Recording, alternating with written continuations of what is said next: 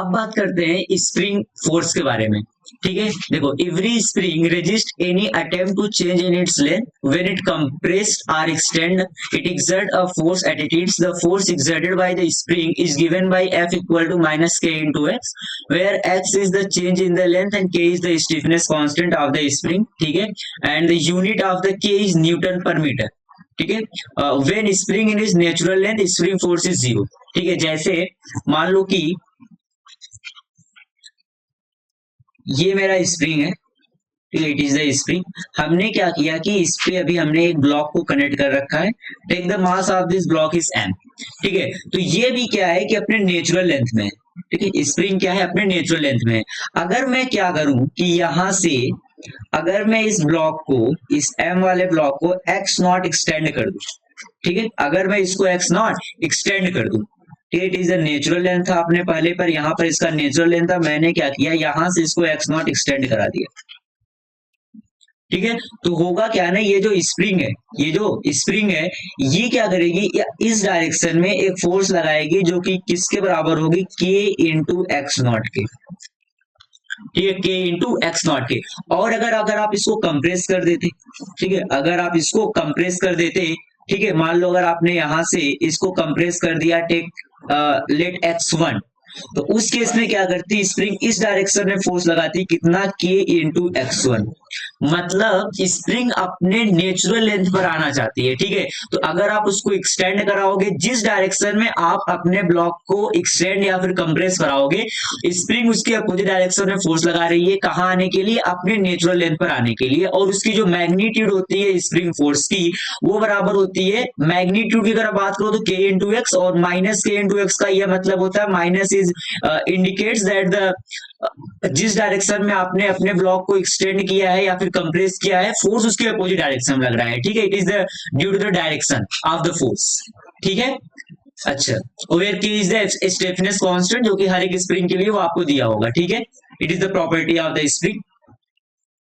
जैसे देखो यहाँ पर एग्जांपल दे रखा है कि two block are connected by a spring. ठीक है, दो ब्लॉक को आपने एक स्प्रिंग की सहायता से कनेक्ट कर रखा है और उसका नेचुरल लेंथ आपको दे रखा है कितना, 2 मीटर।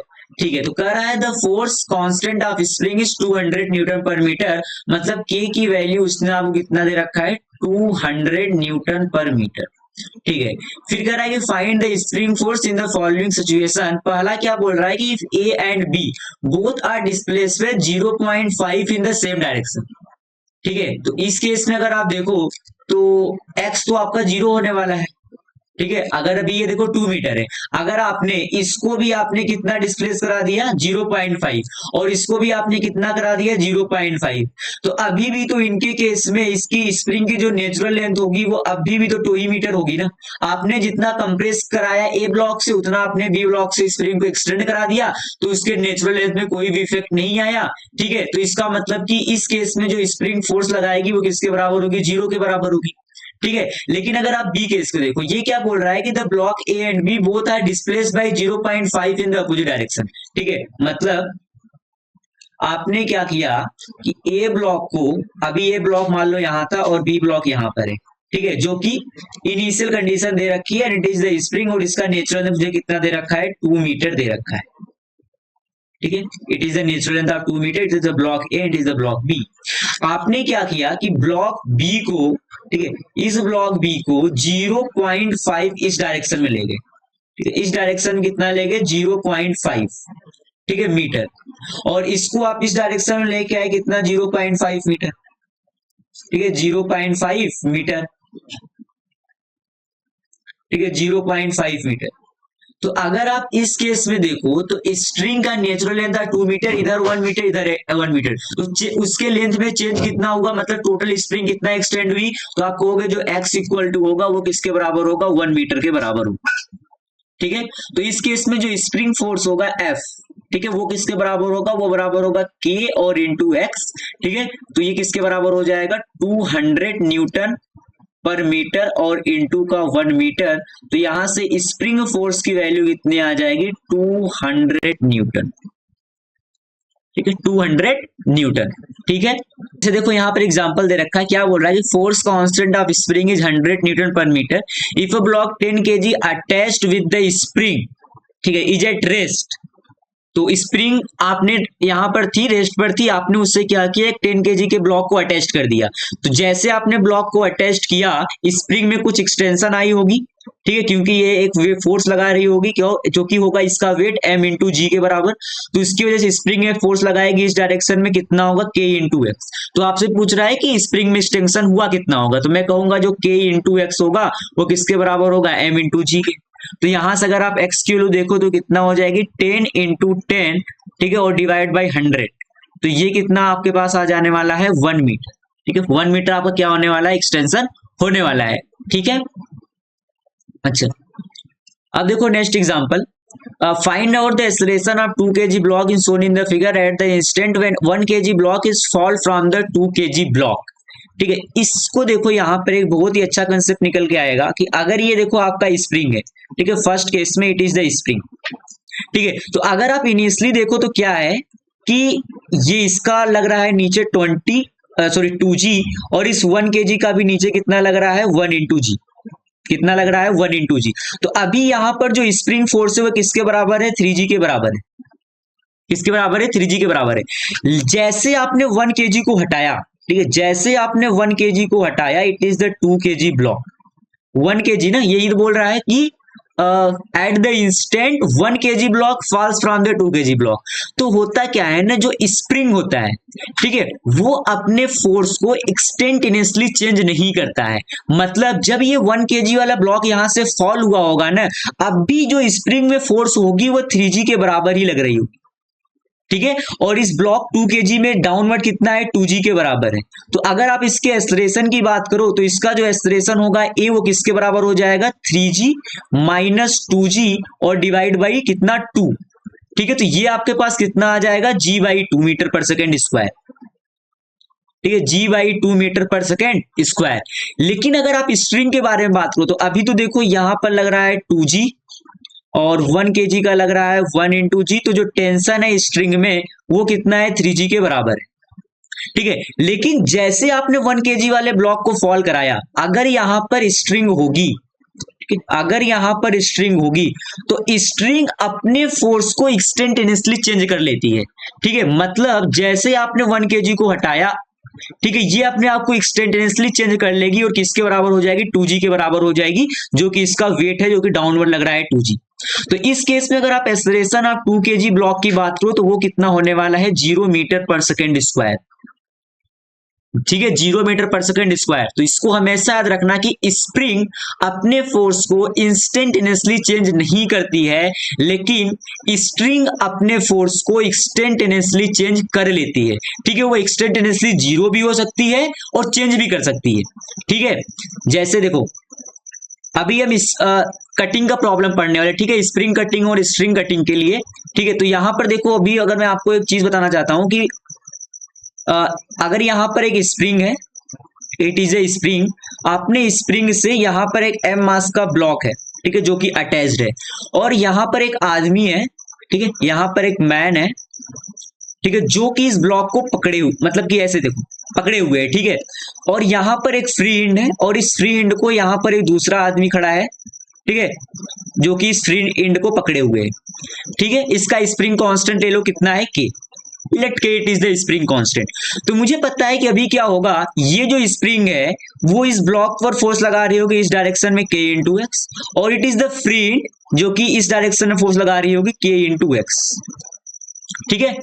अगर मैं इसका मान लू कि इसका जो एक्सटेंशन है, it is the L is the natural length, अगर ये L प्लस एक्स नॉट के कंडीशन में है तो, ठीक है, अगर ये L plus x not condition में होगी तो स्प्रिंग इस ब्लॉक पर फोर्स लगा रही होगी इस डायरेक्शन में k एक्स नॉट, और इस फ्री हैंड पर लगा रही होगी इस डायरेक्शन में k x not. It is the extension extended position of the spring, ठीक है, L is the natural length, और अगर आपने उसको x नॉट एक्सटेंड कर रखा है तो।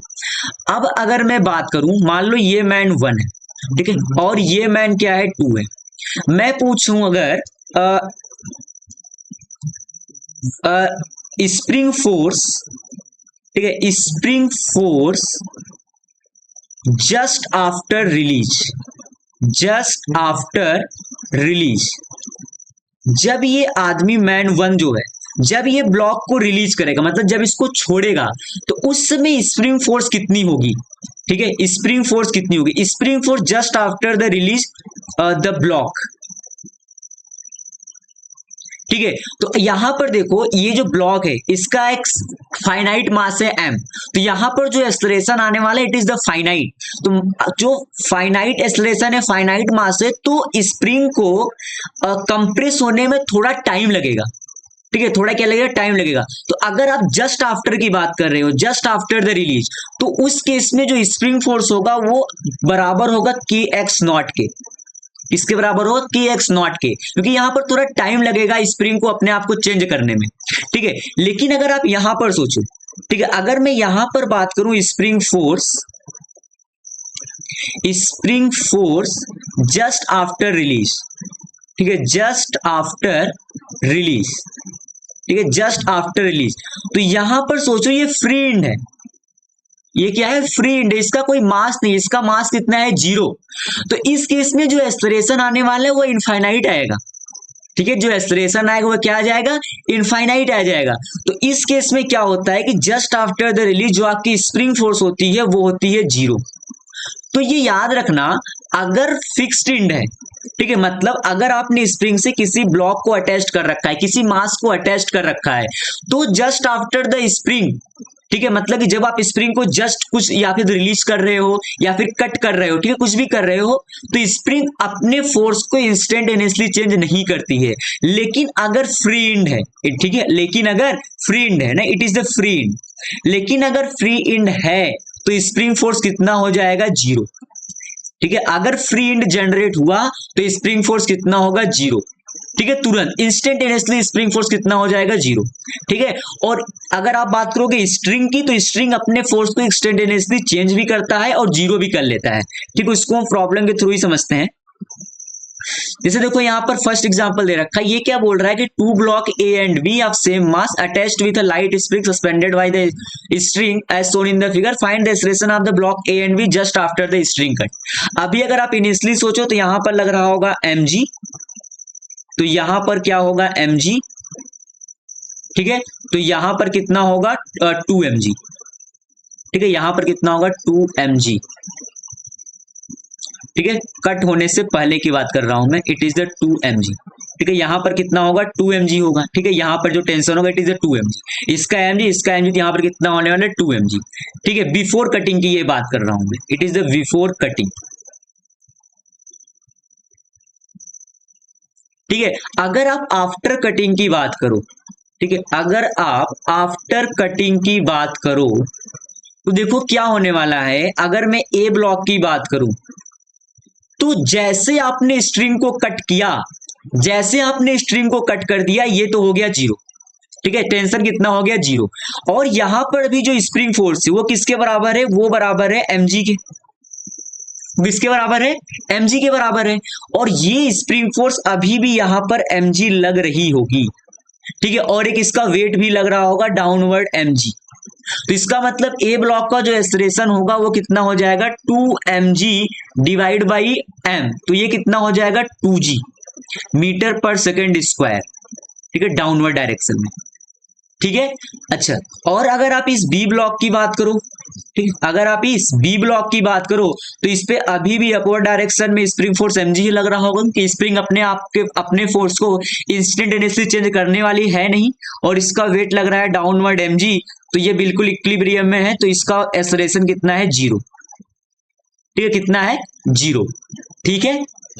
अच्छा, जैसे यहां पर देखो नेक्स्ट एग्जांपल, यहां पर अगर आप देखो तो इस केस में ये स्प्रिंग है जिससे आपने एक 1 kg के ब्लॉक को कनेक्ट कर रखा है, ठीक है, और फिर ये स्ट्रिंग है, इस केस में आपने इस स्ट्रिंग को कट किया है। तो अभी आप देखो, अगर मैं बिफोर कटिंग की बात कर रहा हूं, ठीक है, बिफोर कटिंग, बिफोर कटिंग, तो बिफोर कटिंग का क्या सिचुएशन रहा होगा कि यहां पर इसका वेट लग रहा होगा 2g, तो इस स्ट्रिंग में टेंशन होगी 2g, तो यहां पर कितना होगा 3g, ठीक है, इसका वेट भी लग रहा होगा 1g, तो इसके कितना होगा 3g होगा ना, इसका वेट भी तो लग रहा होगा 1g, ठीक है। तो अगर मैं आफ्टर कटिंग की बात करूं, ठीक है, if you talking about the after cutting, तो जैसे आपने स्ट्रिंग को कट किया ये तो तुरंत कितना हो जाएगा 0। इसका मतलब अगर मैं 2 kg वाले ब्लॉक की बात करूं तो इस पे डाउनवर्ड लग रहा है 2g और इसका मास है 2, तो इसका एक्सेलरेशन हो जाएगा डाउनवर्ड डायरेक्शन में g metre per second square. और अगर मैं 1 kg वाले ब्लॉक की बात करूं, ठीक है, अगर मैं 1 kg वाले ब्लॉक की बात करूं तो स्प्रिंग फोर्स तो अभी भी 3g ही लग रहा होगा, ठीक है, और एक इसका क्या लग रहा होगा वेट डाउनवर्ड कितना 1 इंटू जी, तो इसका एक्सेलरेशन कितना होगा, तो आप कहोगे it is the 3g minus G और डिवाइड बाई 1, तो इसका एक्सेलरेशन कितना हो जाएगा 2g metre per second square in the upward direction, ठीक है। अच्छा, अब यहां पर देखो, यहां पर 3 ब्लॉक है, ठीक है, इट इज द 3 kg और ये 2 kg का और ये 1 kg का। तो अगर मैं यहां पर बिफोर कटिंग की बात करूं, ठीक है, अगर मैं बिफोर कटिंग की बात करूं तो यहां पर देखो इसका लग रहा होगा यहां पर 10 न्यूटन, ठीक है, जी की वैल्यू मैं ले रहा हूं 10 मीटर पर सेकेंड स्क्वायर, ठीक है, जी equal to take 10 metre per second square, ठीक है, तो ये लग रहा होगा 10, तो यहां पर भी कितना होगा 10 न्यूटन, तो यहां पर कितना हो जाएगा 30 न्यूटन, ठीक है, इसका वेट लग रहा होगा जो कि डाउनवर्ड 20 न्यूटन का, ठीक है, तो यहां भी कितना होगा 30 न्यूटन ही होने वाला है, तो यहां कितना होगा 60 न्यूटन, ठीक है, यहां कितना होगा 60 न्यूटन। अब आप सोचो अगर मैं आफ्टर कटिंग की बात करूं, ठीक है, अगर मैं बात करूं आफ्टर कटिंग, ठीक है, तो आपने इस स्ट्रिंग को कट कर दिया तो इस स्ट्रिंग का तो फोर्स हो गया, सॉरी, अगर आपने इस स्प्रिंग को कट कर दिया तो यहां पर हुआ फ्री इंड जनरेट, देख रहे हो फ्री इंड जनरेट हुआ, तो फोर्स कितना हो गया 0। मतलब अगर मैं 3 kg ब्लॉक की बात करूं, अगर मैं 3 kg ब्लॉक की बात करूं तो इस पे तो अभी 60 न्यूटन तो लगा रहा होगा ये स्प्रिंग, ठीक है, और ये स्प्रिंग पे फ्री जनरेट हुआ तो इसने इंस्टेंटेनियसली अपने फोर्स को कर दिया 0 और इसका डाउनवर्ड लग रहा होगा 30 न्यूटन इसका वेट, तो अगर आप इसके एक्सेलरेशन की बात करोगे तो वो कितना होगा 60 माइनस 30 डिवाइड बाई 3, तो ये आपके पास कितना हो जाएगा 10 metre per second square in the upward direction, ठीक है।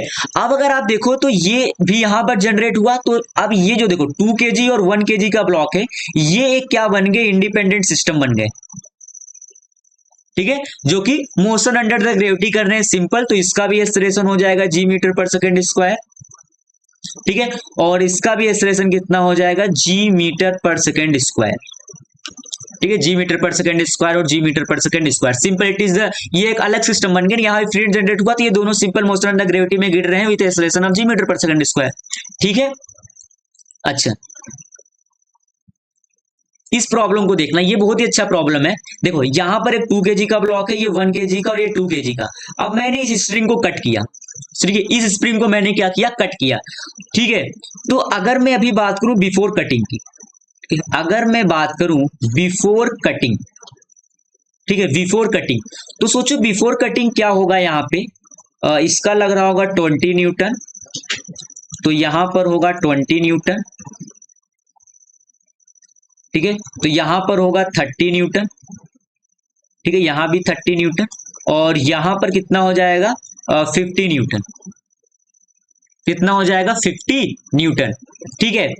तो जब आपने इसको कट किया तो सबसे पहली बात तो जो समझ में आ रही है, अगर मैं 2 kg वाले ब्लॉक की बात करूं, ठीक है, if you talking about the 2 kg block, ये वाला, इस वाले ब्लॉक की बात कर रहा हूं, तो इस पे तो अभी स्प्रिंग फोर्स चेंज हुई नहीं होगी, ठीक है, इस पे तो अभी भी स्प्रिंग फोर्स 20 न्यूटन लग रही होगी अपवर्ड और it is the 20 Newton downward. तो अगर आप इसके एक्सेलरेशन की बात करो तो ये तो आपका हो जाने वाला है 0 मीटर पर सेकेंड स्क्वायर, ये कितना हो जाने वाला है 0 मीटर पर सेकेंड स्क्वायर, ठीक है।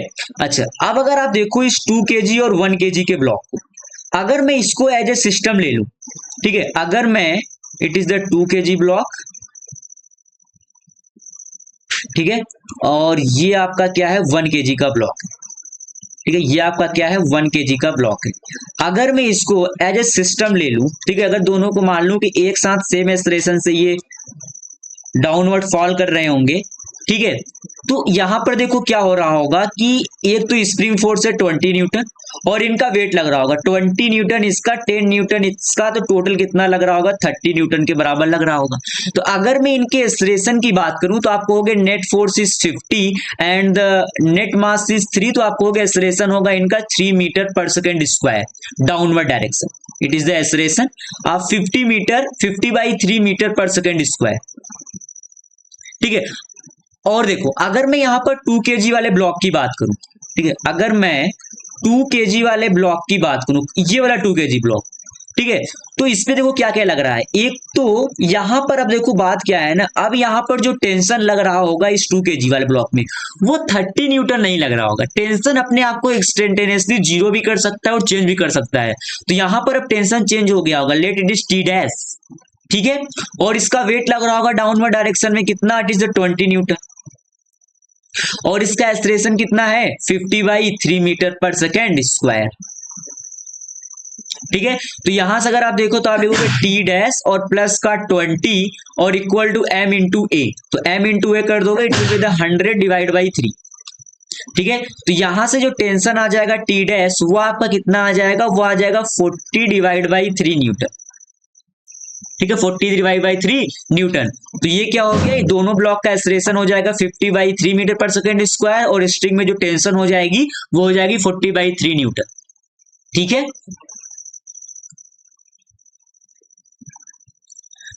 अब बात करते हैं रेफरेंस फ्रेम के बारे में।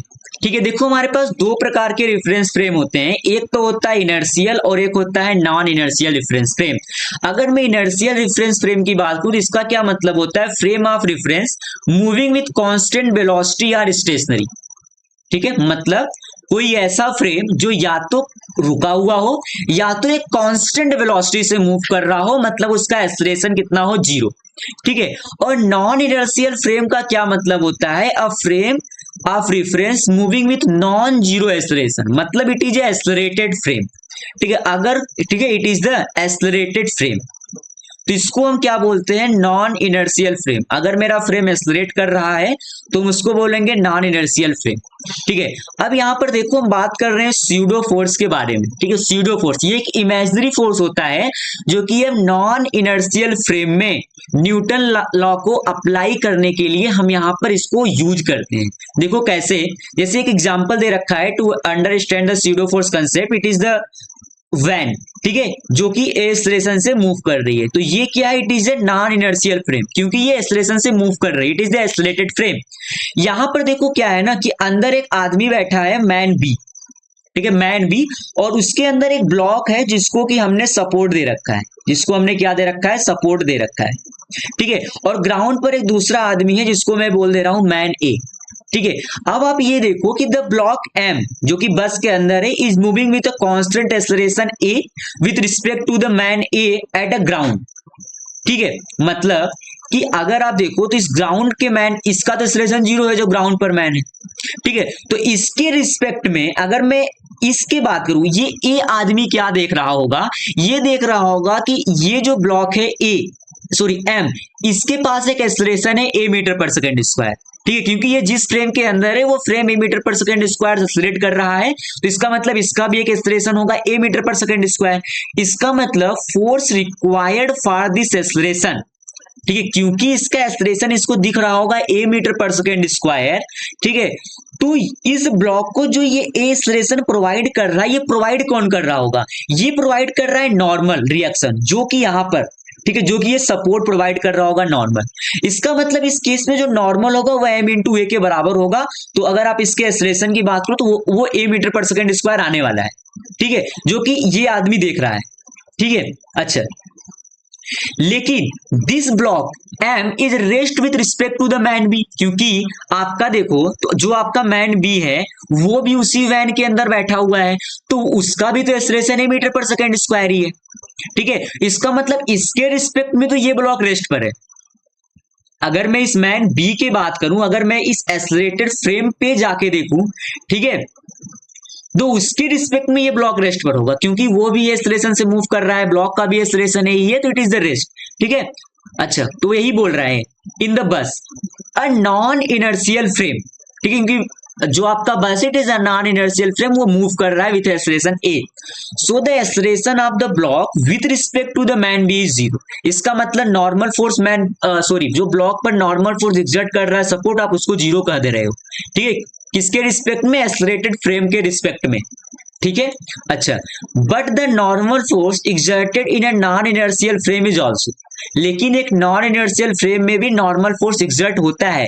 ये नहीं ग्राउंड से मैन देख रहा है तो नॉर्मल फोर्स लग रहा है, उसके अंदर जाके देख रहे हो तो नहीं लग रहा है, नहीं, वो लगता है, ठीक है। So the equation 2 is wrong, therefore we conclude that Newton law is not valid in non inertial frame, ठीक है। देखो, Newton law is not valid in non inertial frame, Newton law केवल और केवल इनर्शियल फ्रेम के लिए था, ठीक है। Newton law non inertial frame में वैलिड नहीं था, वो of course it is the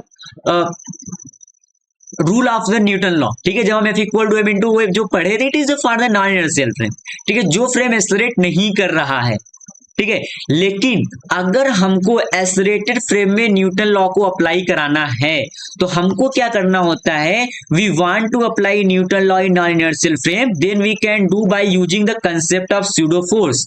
pseudo force is an imaginary force, ठीक है, जो हम लगा रहे हैं फॉर द कैलकुलेशन के लिए वो यूज कर रहे हैं, एक वास्तविकता में ये फोर्स लगता नहीं है ब्लॉक पे, ठीक है। अच्छा, which in actual is not acting on the body but after applying it on the body we can use Newton law in non inertial frame, ठीक है। तो the imaginary force is acting on the body only when we are solving the problem, ठीक है, in a non inertial frame. तो हमेशा याद रखना, pseudo force हम किसी बॉडी पर तभी लगाते हैं जब हम उस प्रॉब्लम को नॉन इनर्शियल फ्रेम में जाकर के सॉल्व कर रहे हैं, ठीक है। In the above example the net force on the block m is zero, ठीक है, with respect to the man B, क्योंकि मैन बी के हिसाब से इसका एक्सेलरेशन जीरो है, तो मतलब net force on the block m वो कितना है, जीरो। तो after applying the pseudo force, तो होगा क्या, जब आप स्यूडो फोर्स अप्लाई करोगे ना, अगर ये आपका जो फ्रेम है, अगर इसका एक्सेलरेशन इस डायरेक्शन में है a metre per second square, तो इस वाले ब्लॉक पर जो स्यूडो फोर्स लगेगा उसकी जो डायरेक्शन होगी वो इसके अपोजिट डायरेक्शन में होगी, ठीक है, और मैग्नीट्यूड कितना होगा, m इंटू a के बराबर होगा। तो अब अगर आप देखो, अगर आपने स्यूडो फोर्स लगा दिया तो नॉन इनर्शियल फ्रेम में भी आपका न्यूटन लॉ को अप्लाई कर सकते हो, ठीक है। अच्छा, देखो यहाँ पर लिखा गया है कि direction of the pseudo force is opposite to the acceleration of frame and the magnitude of pseudo force is equal to the mass of the body which are analysing. जैसे इस केस में आप किसको एनालाइज कर रहे थे, आप इस ब्लॉक m को एनालाइज कर रहे थे, तो स्यूडो फोर्स में ये जो मास है m, it is the mass of that block, वो इस ब्लॉक का मास है, ठीक है। अच्छा, and multiply the acceleration of the frame, और ये जो आपने एक्सेलरेशन ले रखा है this, it is the acceleration of the frame, ठीक है, ये फ्रेम का एक्सेलरेशन है जो कि a metre per second square से एक्सेलरेट कर रहा था, ठीक है। अच्छा, and the point of application of pseudo force is the centre of mass of the body which are analysing, और इसका जो पॉइंट है वो बिल्कुल इसके सेंटर से लगेगा अपोजिट डायरेक्शन में, ठीक है, m इंटू a, ठीक है। जैसे अगर मैं और एग्जांपल की इसमें बात करूं, जैसे मान लो कि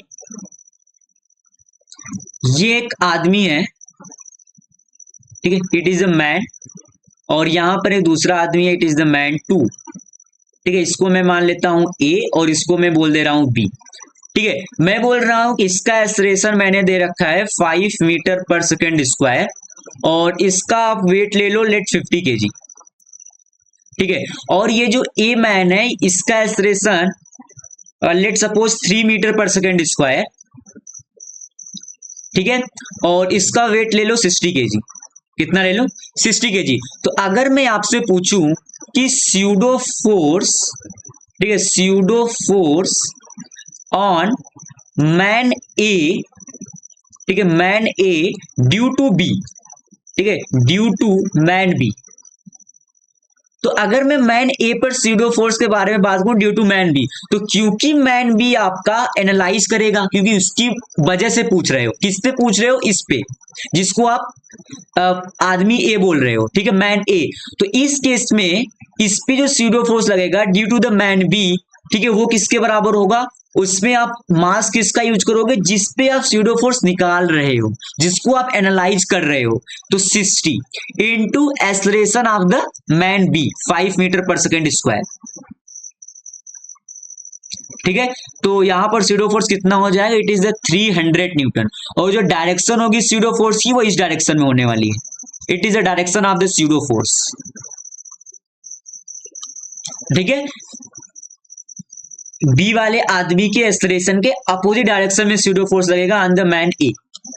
ठीक है, अच्छा अब देखो यहां पर जो एग्जांपल दे रखा है कि figure shows pendulum suspended from the roof of a car that has a constant acceleration related to the ground. ठीक है, ये आपका क्या है, it is a car with acceleration of A metre per second square, मतलब acceleration A है, और यहां पर आपने क्या कर रखा है, इसके रूप से by the help of a string आपने क्या रखा है, एक बॉब को यहां पर हैंग कर रखा है। ठीक है, तो आपसे कह रहा है कि find the deflection of the pendulum from the vertical, ठीक है, as observe by the ground frame and from the frame attached with the car. ठीक है, तो अगर मैं यहां पर ग्राउंड फ्रेम की बात करूं, it is the ground frame, it is the ground frame. ठीक है, तो अगर मैं ग्राउंड फ्रेम से बात करूं तो आपको क्या दिखेगा कि इसका वेट लग रहा होगा mg डाउनवर्ड। ठीक है, और इसके पास, ठीक है, और इसमें क्या लग रहा होगा, एक टेंशन टी लग रहा होगा। ठीक है, मतलब इस बॉब में क्या होगा कि अगर मैं ग्राउंड फ्रेम से देखूंगा तो इसका वेट लग रहा होगा mg, और एक क्या लग रहा होगा, ऐसे लग रहा होगा टेंशन टी, और अगर ये कुछ डिफ्लेक्ट किया होगा let angle theta from the vertical, तो ये जो वर्टिकल से एंगल होगा, if this angle is theta then this angle is also theta. ठीक है, अच्छा, और मुझे पता है इसका एक एक्सलेरेशन भी होगा इस डायरेक्शन में, कितना ए। ठीक है, क्योंकि ये अगर ये जो कार है, अगर ये इसका एक्सलेरेशन ए है इस डायरेक्शन में, ठीक है, इन द हॉरिजॉन्टल डायरेक्शन, तो इस बॉब का भी एक्सलेरेशन होगा क्योंकि वो उसी फ्रेम के अंदर है। ठीक है, तो वो भी ए एक्सलेरेशन से मूव कर रहा होगा अगर मैं ग्राउंड फ्रेम से देखूंगा तो। ठीक है, तो इस केस में मैं क्या बोल सकता हूं, it is the T cos theta. ठीक है, और इधर क्या आपके पास आ जाएगा, टी साइन थीटा। ठीक है, तो आप बोलोगे कि T cos theta equal to M G. ठीक है, it is the equation number 1, और T sine theta equal to M into A, it is the equation number 2 let's से।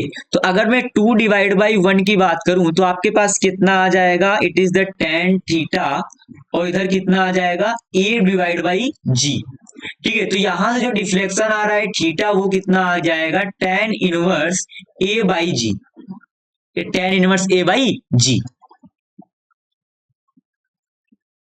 ठीक है, और अगर मैं नॉन इनर्शियल फ्रेम की बात करूं, ठीक है, non inertial frame, non inertial frame, अगर मैंने ऑब्जर्वर को इस वैन के अंदर ही बैठा दिया तो अब इस ऑब्जर्वर का भी एक्सलेरेशन हो गया मीटर पर सेकेंड स्क्वायर।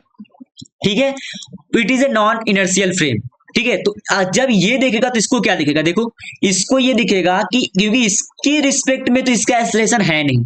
ठीक है, तो अब ये क्या करेगा, इस पे एक स्यूडो फोर्स लगाना है आपको जब भी आप नॉन इनर्शियल फ्रेम में जाकर के सॉल्व करोगे प्रॉब्लम को, क्योंकि इसका भी एक्सलेरेशन इस डायरेक्शन होने वाला है ए, तो इस बॉब पे जो स्यूडो फोर्स लगेगा वो लगेगा M into in that direction. तो इस केस में अगर आप देखो, अगर यहाँ कंपोनेंट करो तो ये एंगल थीटा है, तो ये एंगल भी होगा थीटा, तो ये आपका हो जाएगा टी कॉस थीटा, और ये आपका कितना हो जाएगा, टी साइन थीटा। ठीक है, मैं इधर बना देता हूँ, यहाँ पर लग रहा है स्यूडो फोर्स एम इंटू ए, यहाँ पर लग रहा है एम इंटू जी।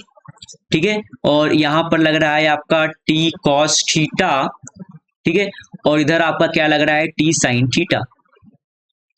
ठीक है, तो यहां से भी अगर आप देखो तो आप बोलोगे कि T sine theta equal to किसके बराबर है, एम इंटू ए की। ठीक है, और आपका जो टी कॉस थीटा है वो किसके बराबर है, एम इंटू जी के। तो अगर आप इसको इक्वेशन नंबर 1 और इसको अगर आप इक्वेशन नंबर 2 बोल रहे हो, ठीक है, तो फ्रॉम दिस इक्वेशन अगर आप देखो तो जिस दिन आप 1 डिवाइड बाई 2 करोगे, यहां से भी आपके पास रिफ्लेक्शन कितना आ जाएगा, tan inverse A by G. ठीक है, ten inverse A by G. ठीक है, तो बस याद रखना कि स्यूडो फोर्स का मैग्नीट्यूड होता है m इंटू ए, उस, ठीक है, जहां पर m is the mass of the analyser of the sorry, जिस सिस्टम को आप एनालाइज कर रहे होगे उसका मास है, और एक्सलेरेशन कितना है, जो एनालाइज कर रहा है, जो एनालाइजर है, जो ऑब्जर्वर है, ठीक है, उसका आप क्या लोगे, एक्सलेरेशन लोगे। ठीक है, और इसकी जो डायरेक्शन होगी वो फ्रेम के, जो आपका नॉन इनर्शियल फ्रेम है जिस डायरेक्शन में एक्सलेरेट कर रहा है उसके अपोजिट डायरेक्शन में है। और स्यूडो फोर्स का कंसेप्ट आप तभी अप्लाई करोगे जब आप प्रॉब्लम को नॉन इनर्शियल फ्रेम में जाकर के सॉल्व कर रहे होगे। ठीक है,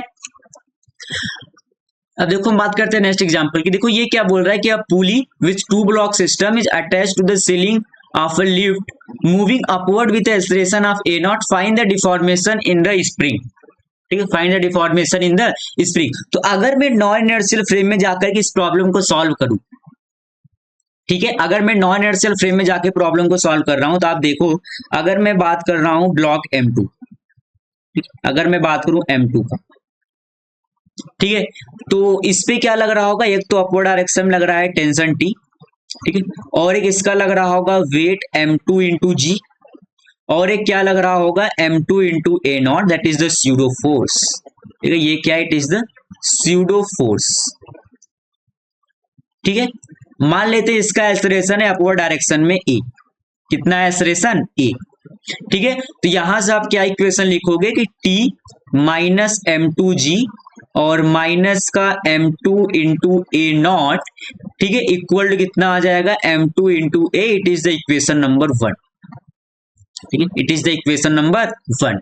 और अगर आप इस M1 की बात करो, ठीक है, अगर आप इस M1 की बात करो तो यहां पर एक लग रहा होगा टेंशन T, ठीक है, इसका वेट लग रहा होगा M1G, ठीक है, और एक क्या लग रहा होगा M1 इंटू ए नॉट का स्यूडो फोर्स।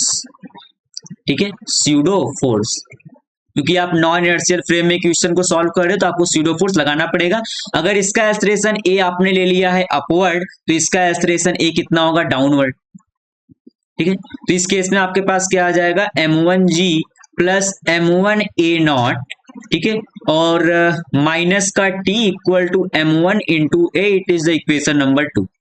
ठीक है, तो आप इन दोनों इक्वेशन को सॉल्व कर सकते हो। ठीक है, from equation 1 and 2 you can find the value of T। यहां से T आ जाएगा, क्योंकि आपके पास देखो दो ही वेरिएबल है, एक तो T है और एक एक्सेलरेशन A है।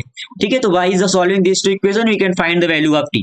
तो अगर आपके पास T आ गया, फिर आपको करना क्या है, kx जो होगा वह 2T के बराबर होगा। तो यहां से आप x किलो निकाल सकते हो, जो कितना आ जाएगा 2T डिवाइड बाई K। ठीक है, 2T डिवाइड बाई K। ठीक है, ठीक है, अब बात करते हैं नेक्स्ट एग्जांपल। ठीक है, ये देखो क्या है, it is the wedge. Wedge के ऊपर आपने क्या रखा है, एक मास m को रख रखा है और इसका एक्सेलरेशन है a। ये जो वेज है ये इस डायरेक्शन में, इसका एक्सेलरेशन कितना है a। आपसे कह रहा है कि find a for which the block stationary on it. ठीक है, स्टेशनरी ऑन इट। तो अगर मैं इसको वेज के फ्रेम में सॉल्व कर रहा हूं, ठीक है, अगर मैं इसको वेज के फ्रेम में सॉल्व करूं, अगर ये वेज इस डायरेक्शन से इस डायरेक्शन में मूव कर रहा है और अगर मैं वेज के फ्रेम में जाके सॉल्व करूं इस प्रॉब्लम को, तो मुझे क्या दिखेगा, एक तो इसका लग रहा होगा mg डाउनवर्ड। ठीक है, अगर आप इसके कंपोनेंट करोगे तो इसका एक कंपोनेंट आने वाला है इस डायरेक्शन में और दूसरा कंपोनेंट आएगा अलोंग द इंक्लाइन प्लेन। ठीक है, ये तो हम बात कर ही चुके हैं कंपोनेंट का। तो ये एंगल आपका होगा थीटा, तो ये आपका कितना हो जाएगा mg cos थीटा और ये आपका कितना हो जाएगा mg sin थीटा।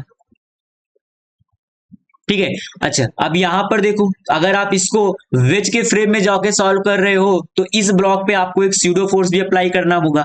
तो स्यूडो फोर्स जो आप लगाओगे समथिंग लाइक, तो वो कुछ इस डायरेक्शन में लगेगा। ठीक है, इसके अपोजिट डायरेक्शन में कितना लगेगा, m इंटू ए लगेगा। ठीक है, अब देखो इसके भी दो कंपोनेंट होंगे, जो कि एक इस डायरेक्शन में आने वाला है और एक इस डायरेक्शन में आने वाला है। अगर ये एंगल थीटा है तो ये एंगल कितना होगा, थीटा होगा। ठीक है, तो इधर इसका आ जाएगा m into a cos theta. ठीक है, और इस डायरेक्शन में एक और आ जाएगा इसका कंपोनेंट स्यूडो फोर्स का, जो कि होगा m इंटू ए साइन थीटा। ठीक है, तो अगर ए ब्लॉक को स्टेशनरी रहना है, इस वेज पर स्लाइड नहीं करना है, तो आप बोलोगे कि mg साइन थीटा जो है it must be equal to m into a cos theta. ठीक है, तो यहां से आप देखो तो m से m कैंसिल आउट हो जाएगा, तो आपके पास जो एक्सेलरेशन आ जाएगा वो कितना आ जाएगा, g tan थीटा। मतलब अगर smaller block m is stationary on the ways, ठीक है, अगर ये इस पे स्लिप नहीं कर रहा है तो जो एक्सेलरेशन होना चाहिए वो कितना होना चाहिए, g tan थीटा के बराबर होना चाहिए। ठीक है, अच्छा अब देखो इसी कंसेप्ट का हम यहाँ पर यूज करेंगे इस क्वेश्चन में। ये क्या बोल रहा है कि फाइंड द मास m, ठीक है, hanging block in the figure which prevent the smaller block from slipping over the triangular block. मतलब ये जो स्मॉलर ब्लॉक है, ठीक है, ये जो स्मॉलर ब्लॉक है ये इस ट्रायंगुलर ब्लॉक पे स्लिप नहीं कर रहा है, स्लिप नहीं कर रहा है। इसका मतलब इन दोनों को मैं एक सिस्टम मान सकता हूं। ठीक है, इन दोनों को मैं क्या मान सकता हूं, एक सिस्टम मान सकता हूं, ठीक है, जिनका कुछ एक्सलेशन होगा लेट ए, ठीक है, लेट ए, तो मैं ये बोल दूं कि it is a system of mass m dash plus m, ठीक है, जिसमें एक टेंशन लग रहा है T, जो कि इस स्ट्रिंग में है टेंशन T, और इसका एक्सलेशन कितना है A। तो मैं ये बोल सकता हूं कि जो टेंशन होगा वो बराबर हो जाएगा m dash plus m into ए के। दूसरी बात, मुझे ये भी पता है कि अगर ये ब्लॉक स्मॉल m अगर इस ट्रायंगुलर वेज पे, इस ट्रायंगुलर ब्लॉक पे अगर स्टेशनरी है, स्लिप नहीं कर रहा है, तो ये जो एक्सलेशन होगा, ये एक्सलेशन जी टेन थीटा के बराबर भी होना चाहिए, ठीक है, ये इसके बराबर चाहिए, जी टेन थीटा के बराबर होना चाहिए। तो अब ये प्रॉब्लम देखो खत्म ही होगा, यहाँ पर भी टेंशन टी होगा, इसका एक्सलेशन भी आप बोलोगे ए होगा, और इसका वेट लग रहा है m इंटू जी, तो आप क्या बोलोगे कि M G minus T equal to M into A, ठीक है। तो m आपको निकालना है, एम जी टेंशन आपको पता है कितना है, m dash plus m into ए इक्वल कितना हो जाएगा, m इंटू ए।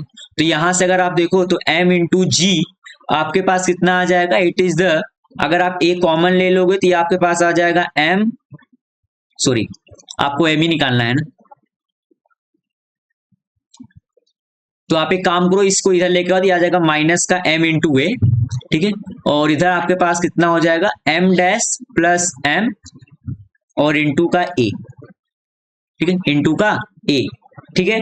अच्छा, तो मुझे m को फाइंड करना है, तो अगर आप m को कॉमन ले लो तो ये हो जाएगा g minus a equal to आपके पास हो जाएगा m dash plus m into a, ठीक है। तो यहां से आपके पास m मास की वैल्यू आ जाएगी, जो कितना हो जाएगा m dash plus m divide by g minus a into a, ठीक है। अब देखो हम बात करते हैं वेइंग मशीन के बारे में, ठीक है। देखो ये क्या होता है कि a weighing machine does not measure the weight, ठीक है, बट मेजर द फोर्स, ठीक है, exerted by the object on its upper surface, or we can say weighing machine measure the normal force on the man, ठीक है। अच्छा, तो यहां पर देखो, यहां पर एग्जांपल ले रखा है केस की मोशन इन अ लिफ्ट, ठीक है। अगर मैं पहला केस लूं कि if the lift is unaccelerated, अगर आपका लिफ्ट एक्सेलरेट नहीं कर रहा है, अगर इसका वेलोसिटी जीरो है या फिर कांस्टेंट है, तो इस केस में आप बोलोगे कि ये जो आदमी है, ठीक है, ये जो आदमी है इसका एक वेट लग रहा होगा mg, ठीक है, अगर इसका मास आप ले लो m, ठीक है, और ये एक लगा रहा होगा नॉर्मल ऊपर, ये वेइंग मशीन, ठीक है। तो इस केस में आपका जो नॉर्मल होगा वो mg के बराबर ही आने वाला है, मतलब इस केस में आपका जो वेइंग मशीन रीड करेगा, ठीक है, जो वेइंग मशीन रीड करेगा वो mg ही रीड करने वाला है, ठीक है, वो mg ही रीड करने वाला है।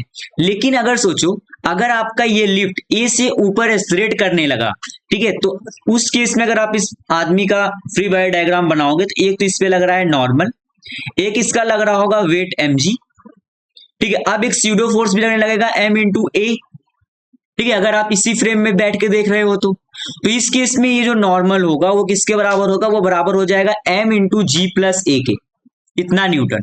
तो इस केस में आपका जो वेइंग मशीन मेजर करने वाला है, ठीक है, m इंटू जी प्लस ए, इस केस में आपका जो वेइंग मशीन रीड करेगा it will be the greater than mg, वो mg से ज्यादा रीड करने वाला है, ठीक है, क्योंकि आपका नॉर्मल m इंटू जी प्लस ए, ठीक है। And if the lift is accelerated downward, अगर आपका लिफ्ट डाउनवर्ड डायरेक्शन में एक्सेलरेटेड है, तो इस केस में अगर आप देखो तो एक तो नॉर्मल, इसका वेट mg, ठीक है, और एक अपवर्ड डायरेक्शन में लग रहा होगा स्यूडो फोर्स m इंटू ए, तो इस केस में आपका जो नॉर्मल आ जाएगा वो आ जाएगा mg माइनस m इंटू, तो इस केस में जो वेइंग मशीन रीड करेगी वो इस वैल्यू को रीड करेगी, and it will be the less than mg, ठीक है। तो बस ये याद रखना है कि वेइंग मशीन, ठीक है, जो वेइंग मशीन रीड देगी ना, weighing machine measure normal force on the man, ठीक है, उस ऑब्जेक्ट पे, जिस ऑब्जेक्ट को आप मेजर कर रहे हो वेइंग मशीन पे, उस पे कितना नॉर्मल फोर्स है, वेइंग मशीन उस नॉर्मल फोर्स को रीड करने वाली है, ठीक है। अब हम बात करते हैं फ्रिक्शन के बारे में, ठीक है। हमको पता है कि फ्रिक्शन दो प्रकार का होता है, एक होता है स्टैटिक, ठीक है, और एक क्या होता है काइनेटिक। अगर कोई ऑब्जेक्ट मूव नहीं कर रहा होता है तो उस पर स्टैटिक फ्रिक्शन वर्क करता है, और जैसे ही वो ऑब्जेक्ट मूव करने लगा, ठीक है, किसी सरफेस पे, तो काइनेटिक फ्रिक्शन काम करने लगता है वहाँ पे, ठीक है।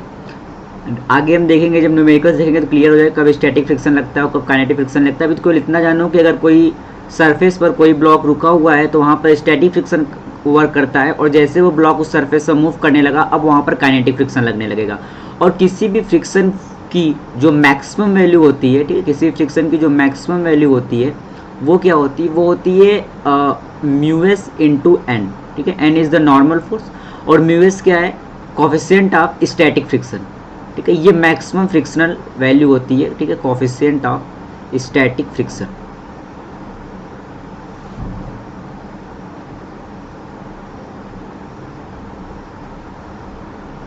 ठीक है, it is the maximum frictional जो कि किसी भी बॉडी पर एक्ट करता है अगर बॉडी और सरफेस के बीच में फ्रिक्शन प्रेजेंट हो तो। उसके बाद हम बात करते हैं एंगल ऑफ फ्रिक्शन का, ठीक है। At a point of rough contact where slipping is about occur, ठीक है, the two force acting on each object are the normal force and the frictional force mu into N, ठीक है। तो normal force और frictional force का जो resultant होता है वो, ठीक है, जो रिजल्टेंट होता है वो जो एंगल बनाता है नॉर्मल के साथ उसको हम बोलते हैं एंगल ऑफ फ्रिक्शन, ठीक है, एंगल ऑफ फ्रिक्शन, ठीक है। लैम्डा इक्वल टू कितना होता है, tan इनवर्स, ठीक है, tan inverse F frictional force और डिवाइड बाई नॉर्मल, मतलब कि लैम्डा इक्वल टू अगर वैल्यू पुट कर दोगे तो लैम्डा इक्वल टू कितना आ जाएगा, tan इनवर्स म्यू, ठीक है। ये होता है एंगल ऑफ फ्रिक्शन, ठीक है। जैसे यहाँ पर एक न्यूमेरिकल है कि if in the figure shown find the force of friction acting on the block and state whether the block will move or not, if s then what will be the acceleration, ठीक है। तो सबसे पहले तो आप यहाँ पर देखो, ठीक है, ये 10√2 का कंपोनेंट इधर कितना आएगा, इधर आएगा ये 10 न्यूटन, ठीक है, और इसका कंपोनेंट वर्टिकल डायरेक्शन में होगा, ये भी कितना होगा 10 न्यूटन,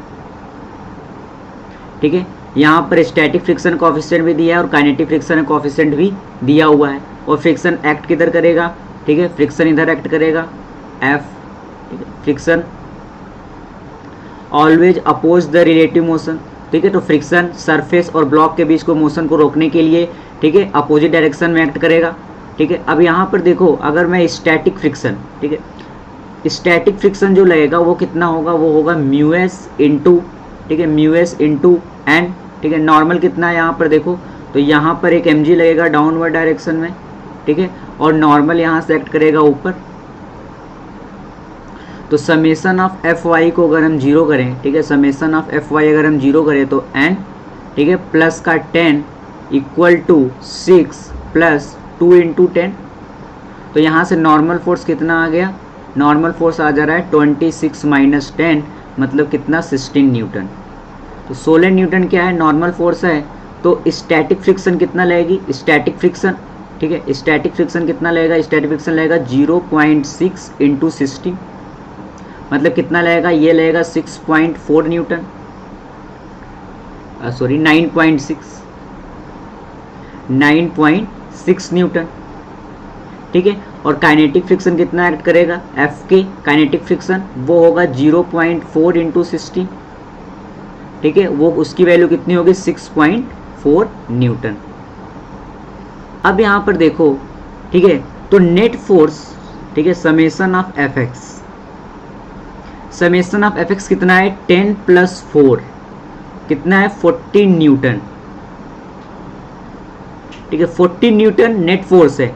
और मैक्सिमम फ्रिक्शन जो मुझे मिल सकता है वो मिल सकता है 9.6, ठीक है। इसका मतलब क्या है कि ब्लॉक मूव करेगा, ठीक है, ब्लॉक विल मूव। अगर ब्लॉक मूव करेगा तो यहां पर क्या एक्ट करेगी, काइनेटिक फ्रिक्शन, क्या एक्ट करेगी, काइनेटिक फ्रिक्शन,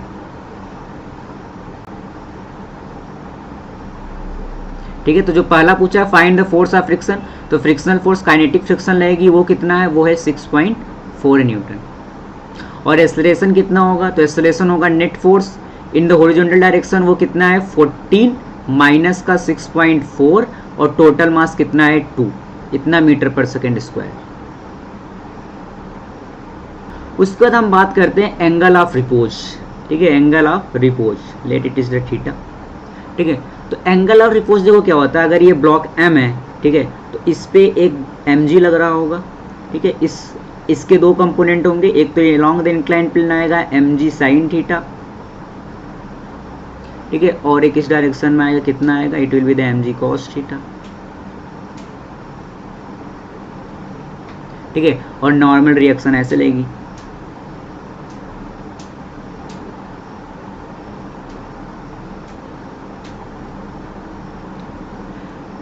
ठीक है।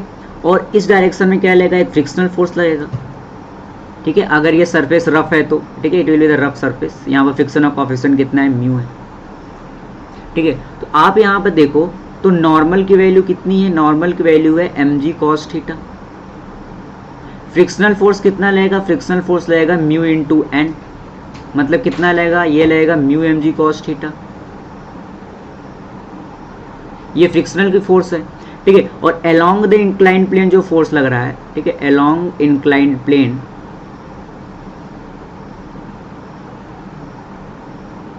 इंक्लाइंड प्लेन के अलोंग जो फोर्स लग रहा है वो कितना लग रहा है, वो लग रहा है mg साइन थीटा, ठीक है। अगर इस ब्लॉक को इस वेज पर स्लिप नहीं करना है तो frictional force mg sine theta के बराबर होना चाहिए। अगर frictional force mg sine theta के बराबर होगा, ठीक है, तो ये जो ब्लॉक है, ये ब्लॉक इस सरफेस पर मूव नहीं करेगा। तो फ्रिक्शनल फोर्स कितना है, म्यू mg cos थीटा, ठीक है, म्यू mg cos थीटा। तो इसका मतलब क्या आ रहा है, देखो mg से mg कैंसिल आउट, ठीक है। tan थीटा की वैल्यू कितनी आ रही है, म्यू, थीटा कितना आ रहा है, tan इनवर्स म्यू,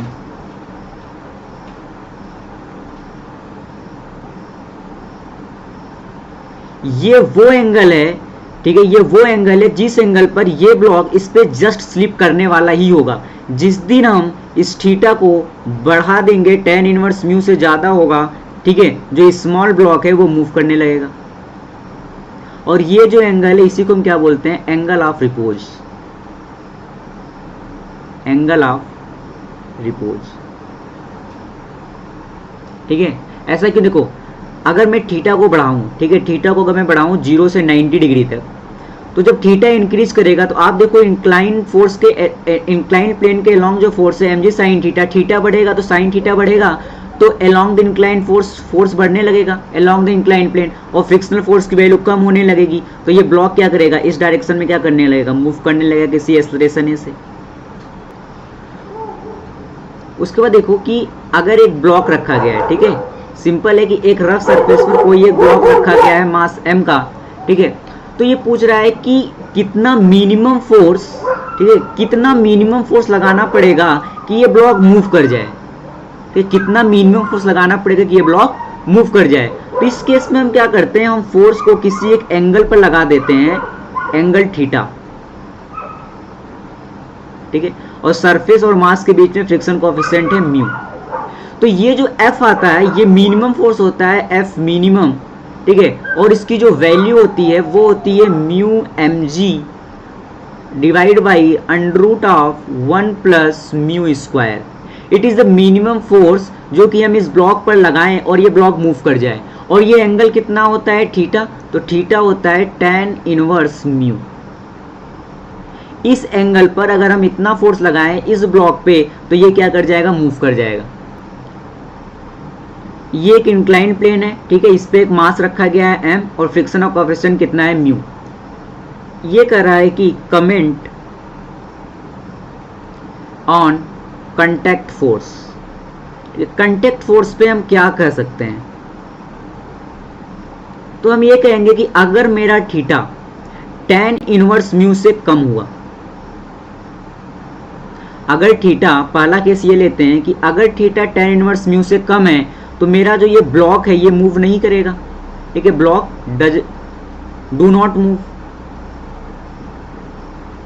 अगर ब्लॉक मूव नहीं करेगा तो फ्रिक्शनल फोर्स कितना लग रहा होगा, mg साइन थीटा के बराबर ही लगेगा। और नॉर्मल फोर्स कितना है, नॉर्मल फोर्स मेरा है mg cos थीटा, है ना। यहां पर देखो ये mg, ये एंगल थीटा, तो ये कितना होगा mg cos थीटा, और अलोंग द इंक्लाइन प्लेन जो कंपोनेंट आएगा वो कितना होगा, mg sin थीटा। ठीक है, तो इस केस में जो कंटेक्ट फोर्स आएगा वो कितना आएगा, mg, it will be the constant.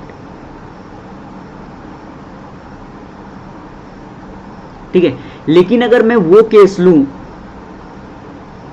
जब मेरा थीटा tan इनवर्स म्यू से ज्यादा हो, अगर मेरा थीटा tan इनवर्स म्यू से ज्यादा होगा तो जो फ्रिक्शन एक्ट करेगा वो कितना एक्ट करेगा, म्यू इंटू एन, और नॉर्मल कितना है, mg cos थीटा, तो म्यू mg cos थीटा, और नॉर्मल तो mg cos थीटा ही होगा।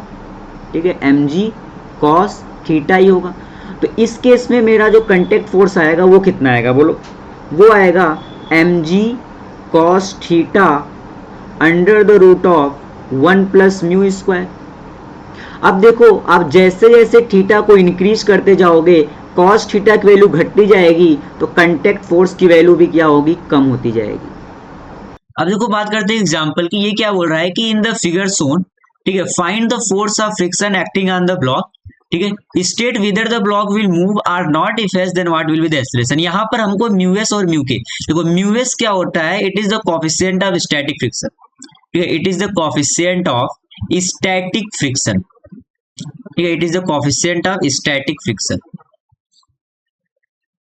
ठीक है, और म्यू के क्या है, म्यू के is the coefficient of kinetic friction. ठीक है, it is the coefficient of kinetic friction.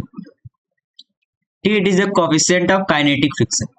अब देखो होता क्या है, ये जो म्यू एस और म्यू के, जो mu S is the coefficient of static friction, ये तब लगता है जब हमारा ऑब्जेक्ट मूव नहीं कर रहा है। ठीक है, ठीक है, और it is the maximum value जो फ्रिक्शन अप्लाई कर सकता है, इसको हम बोलते हैं एफ मैक्स। ठीक है, मैक्सिमम वैल्यू ऑफ फ्रिक्शन।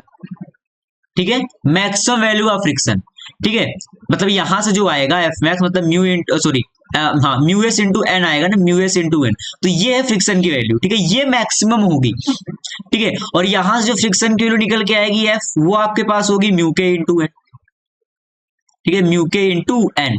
तो स्टैटिक फ्रिक्शन तब लगता है जब हमारा ऑब्जेक्ट मूव नहीं कर रहा होता है। ठीक है, अगर आप सिंपल तरीके से समझना चाहो, और काइनेटिक फ्रिक्शन तब लगेगा जब वो मूव करेगा। ठीक है, जैसे यहां पर अगर आप देखो, ये सरफेस ये किए है और इसके ऊपर आपने 2 kg का ब्लॉक रख रखा है, तो इस सरफेस में, ठीक है, इस सरफेस के बीच में स्टैटिक फ्रिक्शन तब एक्ट करेगा जब ये जो ब्लॉक रखा गया है जब ये मूव ना करे। ठीक है, और काइनेटिक फ्रिक्शन तब लगेगा जब ये ब्लॉक मूव करना स्टार्ट करती है। अगर ब्लॉक मूव करेगा तो वहां पर स्टैटिक फ्रिक्शन न लग करके काइनेटिक फ्रिक्शन लगता है, और अगर ब्लॉक मूव नहीं करता है तो वहां पर आपके पास स्टैटिक फ्रिक्शन ही लगता है। और ये जो स्टैटिक फ्रिक्शन होता है ना, स्टैटिक फ्रिक्शन, स्टैटिक फ्रिक्शन, ठीक है, it is the self adjustment force. ठीक है, सेल्फ एडजस्टमेंट फोर्स। ठीक है, मतलब ये अपने आप को ये करता है कि जितना रिक्वायर्ड है ये उतना ही लगता है, ये अपने आप को एडजस्ट कर लेता है, जितना रिक्वायर्ड होगा उतना ही लगने वाला है स्टैटिक फ्रिक्शन। ठीक है, मतलब कहने का है, जैसे मान लो कि अगर आपने यहां पर एक ब्लॉक रख रखा है, ठीक है, it is the block of mass M, मान लो आपने फोर्स लगा दिया 5 न्यूटन का, कितना लगा दिया 5 न्यूटन का, और आपको पता चला कि सरफेस पे जो, देखो फ्रिक्शन लगेगा किस डायरेक्शन में, फ्रिक्शन जिस डायरेक्शन में आप फोर्स लगा रहे हो, मतलब जिस डायरेक्शन में आपका ब्लॉक मूव करने वाला है, फ्रिक्शन उसके अपोजिट डायरेक्शन में लगेगा। ठीक है, it will oppose the relative motion between the surfaces. ठीक है, तो इस डायरेक्शन में मेरा मान लो कि फ्रिक्शन की वैल्यू आई, स्टैटिक फ्रिक्शन की वैल्यू आई लेट 10 न्यूटन। कितना आया, 10 न्यूटन। तो अब होगा क्या ना कि अब ये जो स्टैटिक फ्रिक्शन है ये 10 न्यूटन लगेगा नहीं। ठीक है, अगर ये 10 न्यूटन लग गया, आप सोचो कभी ऐसा हो ही नहीं सकता है कि आप किसी ऑब्जेक्ट पर फोर्स लगा रहे हो इस डायरेक्शन में और ये आपका ब्लॉक मूव कर रहा है इस डायरेक्शन में, नहीं। तो होता क्या है, यहाँ पर फ्रिक्शन अपने आप को एडजस्ट करेगा, स्टैटिक फ्रिक्शन, और ये अपने आप को अप्लाई कर देगा 5 न्यूटन के बराबर। कितना लगा देगा, 5 न्यूटन के बराबर। ठीक है, और ये ब्लॉक मूव करने वाला नहीं है। ठीक है, तो it is the self adjustment force. ठीक है, अच्छा अगर आपको ये बाय द वे आपको इतना समझ में आ गया होगा, तो यहाँ पर अगर आप देखो तो इस 2 kg वाले ब्लॉक का एक तो लग रहा होगा वेट, जो कि होगा इस डायरेक्शन में 20 न्यूटन। ठीक है, और एक इसका कंपोनेंट आएगा इस डायरेक्शन में, दिस एंगल इज 37 डिग्री, तो ये आपके पास हो जाएगा 20 cos 37, तो ये आपके पास कितना हो जाएगा 16 न्यूटन।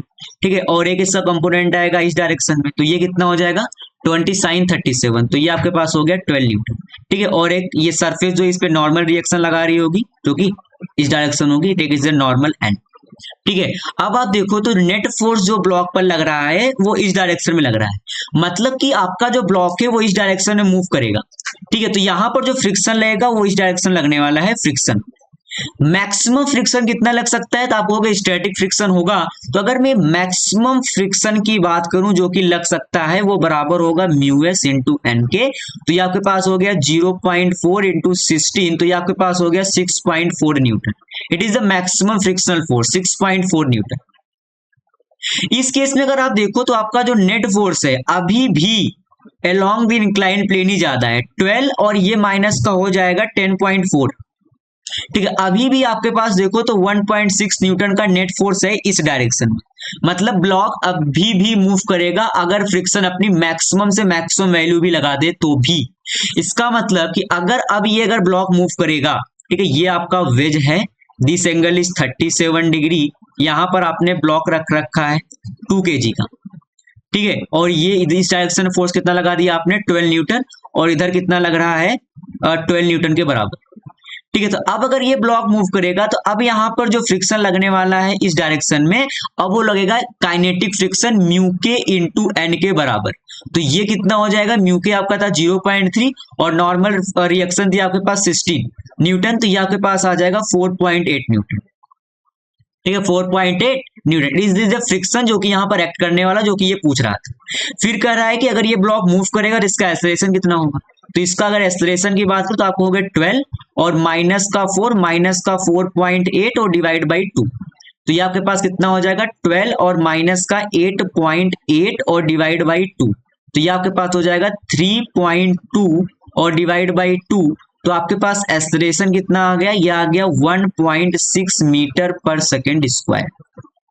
ठीक है, अच्छा अब देखो बात करते हैं 2 blocks on an incline plane.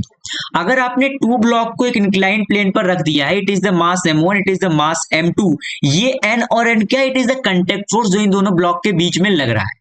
ठीक है, और अगर इसके m1 के नीचे फ्रिक्शन कोएफिशिएंट की वैल्यू आपको म्यू1 दे रखी है और m2 ब्लॉक के नीचे फ्रिक्शन कोएफिशिएंट अगर आपको म्यू2 दे रखा है, ठीक है, तो यहाँ पर 3 कंडीशन अराइज होते हैं।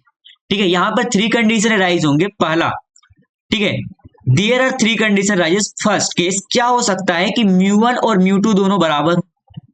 ठीक है, अगर म्यू1 और म्यू2 दोनों बराबर होंगे तो उस केस में आपके पास नॉर्मल किसके बराबर होगा, 0 के बराबर होगा, because both the block are in contact but does not press each other. ठीक है, और जो एक्सेलरेशन होगा वो दोनों का सेम होगा, किसके बराबर होगा, G sine theta minus mu M G cos theta के। ठीक है, G sine theta minus mu M G cos theta, मतलब a1 इक्वल टू a2। अगर आप a1 की बात करोगे, जैसे अगर आप यहाँ पर a1 की बात करोगे तो a1 आपके पास जो बराबर होगा a1 वो बराबर होगा जी साइन थीटा और माइनस म्यू1 m1 जी कॉस थीटा। ठीक है, और जो आपका a2 होगा वो बराबर होगा जी साइन थीटा और माइनस म्यू2 m2 जी कॉस थीटा। ठीक है, वही है यहाँ पर बोल रहा है कि A1 and A2 are the acceleration of the blocks mu one and mu two respectively. ठीक है, अगर आपका कल को म्यू2 ग्रेटर देन म्यू1 होगा, ठीक है, अगर म्यू2 ग्रेटर देन म्यू1 होगा तो उस केस में भी आपका नॉर्मल 0 ही आने वाला है, because there is no contact between the block, और ये आपका होगा A1 और ये आपका होगा A2। और इस केस में अगर आप देखो जो आपका एक्सेलरेशन ऑफ द ब्लॉक है वो मास पर डिपेंड नहीं कर रहा है, it is the G sine theta minus mu G cos theta. इसमें तो मास पर डिपेंड कर रहा था, G sine theta minus mu M G cos theta, लेकिन इस केस में आपका एक्सेलरेशन मास पर भी डिपेंड नहीं करता।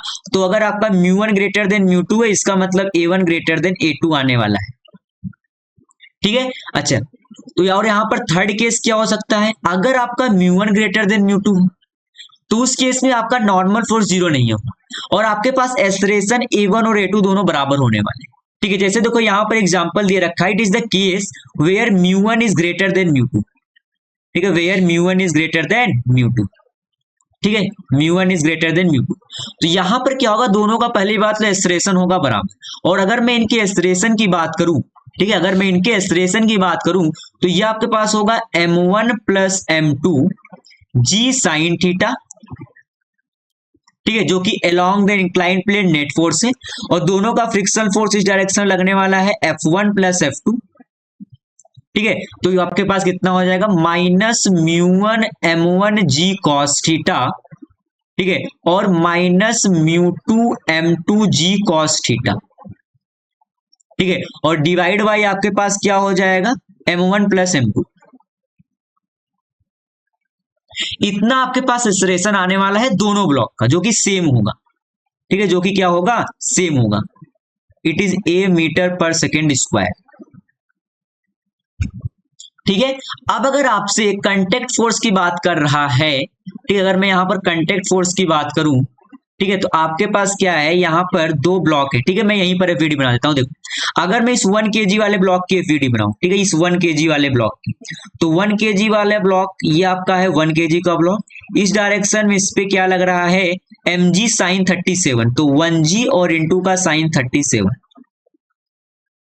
ठीक है। इस डायरेक्शन में इसका एक एक्सप्रेशन है ए मीटर पर सेकेंड स्क्वायर, जो कि यहां से कैलकुलेट करने पर आएगा, और ये 2 kg ब्लॉक, इस पे एक कांटेक्ट फोर्स लगा रही होगी, that is called the N, ठीक है, और इस पे एक फ्रिक्शनल फोर्स लग रहा होगा इस डायरेक्शन में F1, ठीक है, और F1 का F1 किसके बराबर होगा, तो F1 बराबर आपके पास हो जाएगा 1g cos थीटा और इंटू μ1, तो μ1 आपके पास कितना है 0.5, तो 0.5 1g cos थीटा के बराबर होगा, ठीक है। तो यहां से आप इक्वेशन लिख सकते हो, जो कितना हो जाएगा g साइन 37, ठीक है, और प्लस का n और माइनस का F1, ठीक है, ये F1 की वैल्यू है, और इक्वल टू आपके पास हो जाएगा 1 इंटू ए।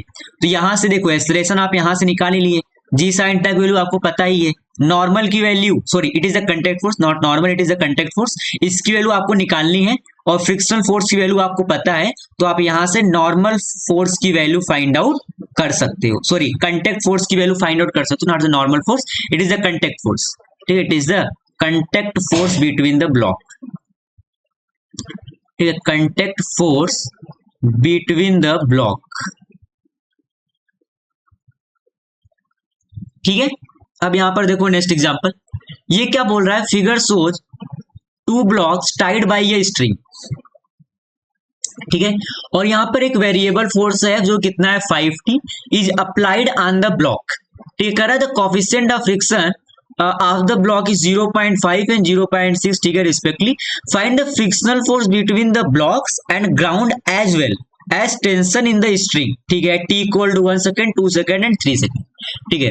तो सबसे पहली बात जो मुझे समझ में आ रहा है, अगर मैं यहां पर फ्रिक्शनल फोर्स को बोल रहा हूं Fa, ठीक है, और यहां पर जो फ्रिक्शनल फोर्स लगेगा इट इज द Fv, ठीक है, यहां पर ये ग्राउंड है, ठीक है, ये बोल रखा है, ये ग्राउंड है, दिखाया नहीं, इट इज अ ग्राउंड, ठीक है, ये दोनों ब्लॉक ग्राउंड पर रखे गए हैं, ठीक है, इट इज द सरफेस, ठीक है। तो ये कुछ ऐसा सिचुएशन है कि it is the block B, आपने इसको कनेक्ट कर रखा है दूसरे ब्लॉक ए से, और इसको आप 5t का फोर्स लगा रहे हो, जो कि फोर्स है, इसका मास आपको दे रखा है 2 kg, इसका मास आपको दे रखा है 1 kg। तो यहां पर जो मैक्सिमम फ्रिक्शनल फोर्स लगेगी, मतलब जो फ्रिक्शनल फोर्स लगेगी, अगर आपको एक ही म्यू दे रखा है 0.5, तो आप कहोगे कि Fa की जो वैल्यू होगी वो होगी 0.5 इंटू ये सरफेस जो इस पे नॉर्मल फोर्स लगा रही होगी, ठीक है, तो वो किसके बराबर होगा, mg के ही बराबर होगा, तो इट विल बी 22 इंटू 10, आप g के लिए 10 ले लो, तो ये आपके पास जो फोर्स आ जाएगा it will be the 0.5 into 20, तो ये आपके पास आ जाएगा 10 न्यूटन, ठीक है। अगर मैं बी वाले ब्लॉक पर फ्रिक्शनल फोर्स की बात करूं तो आ जाएगा 0.6 और इंटू का 10, तो ये आपके पास आ जाएगा 6 न्यूटन, मतलब, ठीक है, तो ठीक है, अभी ये मुझे पता है। अब अगर मैं यहां पर फर्स्ट केस की बात करूं, ठीक है, अगर मैं यहां पर फर्स्ट केस की बात करूं, जब मेरा t इक्वल टू 1 सेकेंड है, तो इस केस में अगर आप देखो तो कुछ ऐसा होगा, ये आपके पास 1 kg का ब्लॉक है, ठीक है, और ये आपके पास 2 kg का ब्लॉक है, और यहां पर फोर्स कितना है 5 न्यूटन, है ना, put t equal to 1 second. तो फोर्स आपके पास है 5 न्यूटन का। अब आप एक चीज देखो, यहां पर मैक्सिमम फ्रिक्शन है 10 न्यूटन। कितना है? 10 न्यूटन। मतलब और आपने फोर्स लगाया 5 न्यूटन का, ठीक है, फोर्स लगाया आपने कितना? 5 न्यूटन का, ठीक है। तो यहां पर जब हम यहां पर देखो बात कर रहे थे यहां पर, ठीक है, तो यहां पर हमने क्या बोला था, ये ब्लॉक अगर आपने मान लो 5 न्यूटन का फोर्स लगा दिया और आपके पास फ्रिक्शनल फोर्स है 10 न्यूटन का, तो ये ब्लॉक मूव नहीं करने वाला। ये ब्लॉक कब मूव करेगा? जब आप फोर्स यहां पर 10 न्यूटन से ज्यादा लगा रहे हो तब, क्योंकि 10 न्यूटन तो आपके पास क्या है, फ्रिक्शन की यहां पर वैल्यू ही है, ठीक है। तो सेम अगर आप यहां पर भी देखो तो यहां पर आप क्या बोलोगे कि यहां पर मैक्सिमम फ्रिक्शन है 10 न्यूटन। तो इस केस में होगा क्या कि ये जो ए के नीचे वाला सरफेस है ये फ्रिक्शनल फोर्स अपना लगा देगा 5 न्यूटन के बराबर, ठीक है। Friction it is the self adjustment force, ठीक है। यहां पर स्टैटिक फ्रिक्शन की बात चल रही है, काइनेटिक आपको म्यू के और म्यू एस दिया नहीं है, ठीक है। तो यहां पर जो फ्रिक्शन लगेगा वो लगेगा 5 न्यूटन के बराबर। इसका मतलब इस स्ट्रिंग में टेंशन कितनी होगी? आप कहोगे 0। कितना होगी? 0, ठीक है। कितना होगी? 0, ठीक है। और अगर इसमें टेंशन 0 है तो आप बोलो यहाँ पर फ्रिक्शनल फोर्स लगेगा एफ पर, वो कितना होगा? आप कहोगे ये भी 0 होगा, क्योंकि टेंशन है ही नहीं स्ट्रिंग में, तो ब्लॉक बी पर फोर्स ही नहीं लग रहा है तो फ्रिक्शन लगेगा ही नहीं, इट इज द 0, जरूरत ही नहीं है। फ्रिक्शन वहीं लगेगा जहां पर उसकी रिक्वायरमेंट है, अगर जरूरत नहीं है तो वो नहीं लगने वाला है, ठीक है। अच्छा, दूसरा केस, जब t इक्वल टू 2 सेकेंड की अगर हम बात करें, ठीक है। बी, जब t इक्वल टू आपको कितना दे रखा है? 2 सेकेंड, ठीक है। तो अगर आप इस केस में देखो तो आपके पास ये ब्लॉक बी है, ये ब्लॉक आपके पास ए है, ठीक है। आपने यहां पर लगा दिया 10 न्यूटन का फोर्स। अब भी आपको पता है यहां पर मैक्सिमम तो 10 न्यूटन तक का फ्रिक्शन लग ही सकता है, मतलब इस केस में ये अपनी मैक्सिमम लिमिट लगा देगा 10 न्यूटन।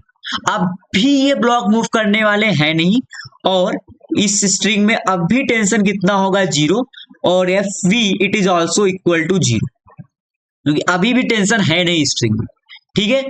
थर्ड केस देखो सी, जब उसने दे रखा है t इक्वल टू 3 सेकेंड, ठीक है। तो अगर आप इस केस में देखो तो ये आपके पास ब्लॉक बी है, ये आपके पास ब्लॉक ए है, ठीक है। इस केस में आपने लगा दिया 15 न्यूटन का force, it is the block ए, ठीक है। तो अगर आप इस केस में देखो ये मैक्सिमम फ्रिक्शन कितना लगा सकता है? आपको हो गया 10 न्यूटन। कितना लगा सकता है? 10 न्यूटन, ठीक है। तो अगर ये 10 न्यूटन, आप क्वेश्चन पढ़ो, figure shows the two block by steam variable force applied and the force the coefficient of friction for the block is 0.5. Find the frictional force and block and ground as well tension in the string at this, ठीक है। तो इस case में आप देखो तो अभी tension यहां पर लग जाए कितना? 5 न्यूटन का, ठीक है। तो स्ट्रिंग में टेंशन कितना है? आपको हो गया 5 न्यूटन का, ठीक है। अच्छा, तो अगर यहां पर 5 न्यूटन का स्ट्रिंग में टेंशन है तो एफ वी, ठीक है। अगर आप t इक्वल 3 सेकेंड पर देखो, ठीक है, तो यहां पर देखो 5 न्यूटन का आया, ठीक है। तो यहां पर देखो तो फ्रिक्शन भी है कितना? मैक्सिमम 6 न्यूटन, मतलब यहां पर ये अपने आप कितना लगा देगा? 5 न्यूटन लगा देगा, ठीक है। तो अभी भी इस स्ट्रिंग में टेंशन है 5 न्यूटन, यहां पर फ्रिक्शनल फोर्स लगेगा 10 और यहां पर फ्रिक्शनल फोर्स लगेगा 15। अब लेकिन अभी भी ये ब्लॉक मूव नहीं करने वाले हैं, इनका एक्सेलरेशन अब भी नहीं आने वाला है, ठीक है। अच्छा, मैं आगे एक और केस यहां पर लेके दिखाता हूं। मान लो कल को अगर मैं इस फोर्स को, मान लो मैंने एक केस लिया, ये आपके पास ब्लॉक है बी, ठीक है, और ये आपके पास ब्लॉक है ए, आप, ठीक है, वही केस है। यहां पर अगर आप कल को फोर्स लगा देते ले 20 न्यूटन, कितना लगा देते? 20 न्यूटन। तो आपको पता है कि यहां पे, ठीक है, यहां पे आप मैक्सिमम टू मैक्सिमम फ्रिक्शन लगा सकते थे 10 न्यूटन के बराबर, ठीक है। अच्छा, यहां पर स्ट्रिंग में टेंशन आता आप कहते हैं 10 न्यूटन और यहां पर आता है 10 न्यूटन, तो आप कहते हैं यहां पर मुझे फ्रिक्शन चाहिए 10 न्यूटन के बराबर अगर ये ब्लॉक, ये सिस्टम मूव नहीं करने वाला है तो। लेकिन मुझे पता है यहां पर फ्रिक्शन प्रेजेंट कितना है, तो आप कहोगे 6 न्यूटन के बराबर ही यहां पर फ्रिक्शन प्रेजेंट है, मतलब यहां पर 10 न्यूटन लग ही नहीं सकता है, ठीक है। अगर यहां पर 10 न्यूटन नहीं लगेगा, इसका मतलब यहां पर ये फ्रिक्शन लगाएगा अपना 4 न्यूटन के बराबर, ठीक है। मैक्सिमम अपनी लिमिट लगा देगा कितना? 4 न्यूटन। कितना लगा देगा? फ्रिक्शन लगा देगा अपना 4 न्यूटन इन दैट डायरेक्शन, ठीक है, in that direction opposite to the force. तो इस केस में अब क्या होगा ना, अब ये ब्लॉक मूव करने वाले हैं, तो अब इस स्ट्रिंग में टेंशन 10 न्यूटन होने वाला है नहीं, ठीक है। अगर आप देखो, अगर मैं बोलूं इनका एक्सेलरेशन कितना होगा, तो आप कहोगे नेट फोर्स कितना है? 20 माइनस का 10 और ये है 6 नॉट 10, ये कितना है 6,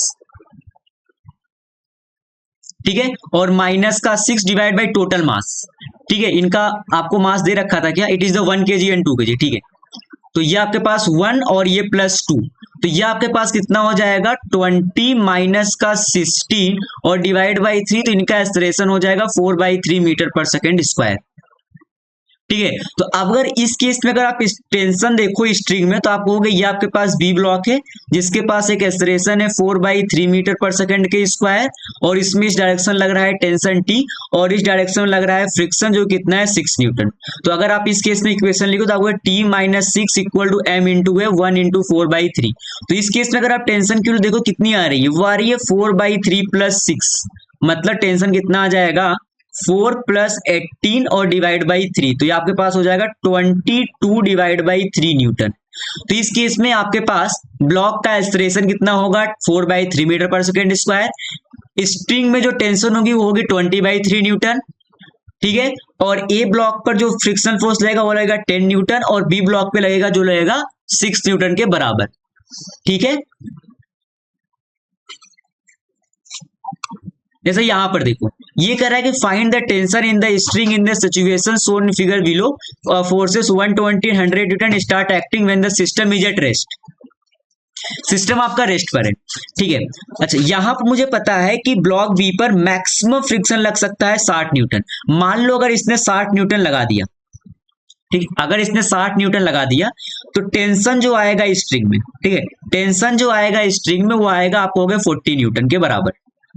तो अगर ये रेस्ट पे है तो आप कहोगे बी ब्लॉक पे नेट फोर्स आपका इस डायरेक्शन में है, तो इस पे फ्रिक्शन लगेगा इस डायरेक्शन में Fv, मतलब इस पे जो फ्रिक्शन लगेगा वो इस डायरेक्शन लगेगा, ठीक है। अगर इस ब्लॉक को आप बी बोलो, इस ब्लॉक को ए बोलो, तो मैं उसके हिसाब से बोल रहा हूँ, इस पे जो फ्रिक्शन लगेगा इट इज द Fv।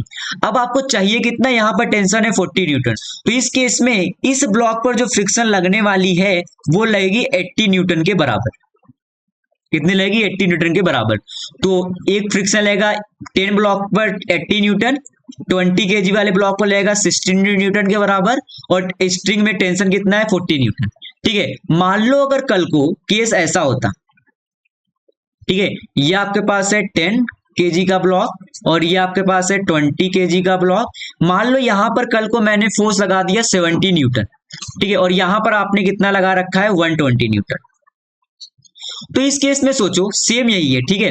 तो अगर आप यहाँ पे इसकी मैक्सिमम फ्रिक्शन की वैल्यू आप लगा कितना सकते हैं, आप कहते हैं 60 न्यूटन, ठीक है, तो स्ट्रिंग में टेंशन आती 10 न्यूटन के बराबर, कितनी आती 10 न्यूटन के बराबर। इस केस में आप सोचो इस पे मुझे फ्रिक्शन कितना चाहिए, क्योंकि ये सिस्टम रेस्ट पर है, तो मतलब यहां पर मुझे फ्रिक्शन चाहिए 110 न्यूटन के बराबर, लेकिन फ्रिक्शन है कितना, तो आप कहोगे फ्रिक्शन है 90 न्यूटन। मतलब अगर सिस्टम को रेस्ट पर रखना है तो ये सिचुएशन तो पॉसिबल नहीं है। तो अब एक काम करो, आप इस केस में क्या करते हैं, ठीक है, ठीक है, अब हम क्या करेंगे, ठीक है, अगर आप इस साइड से आप देखो तो यहां पर आप कहोगे ये मैक्सिमम फ्रिक्शन लगा सकता है 90 न्यूटन के बराबर, ठीक है, 90 न्यूटन के बराबर। तो अब इस केस में अगर मैं बोलूं तो टेंशन होगा स्ट्रिंग में 30 न्यूटन, ठीक है। अगर ये सिस्टम रेस्ट पर है तो यहां पर मुझे कितना फ्रिक्शन चाहिए, आप कहोगे 40 न्यूटन चाहिए, यहां पर है कितना 60 न्यूटन, मतलब ये 40 न्यूटन लगा सकता है।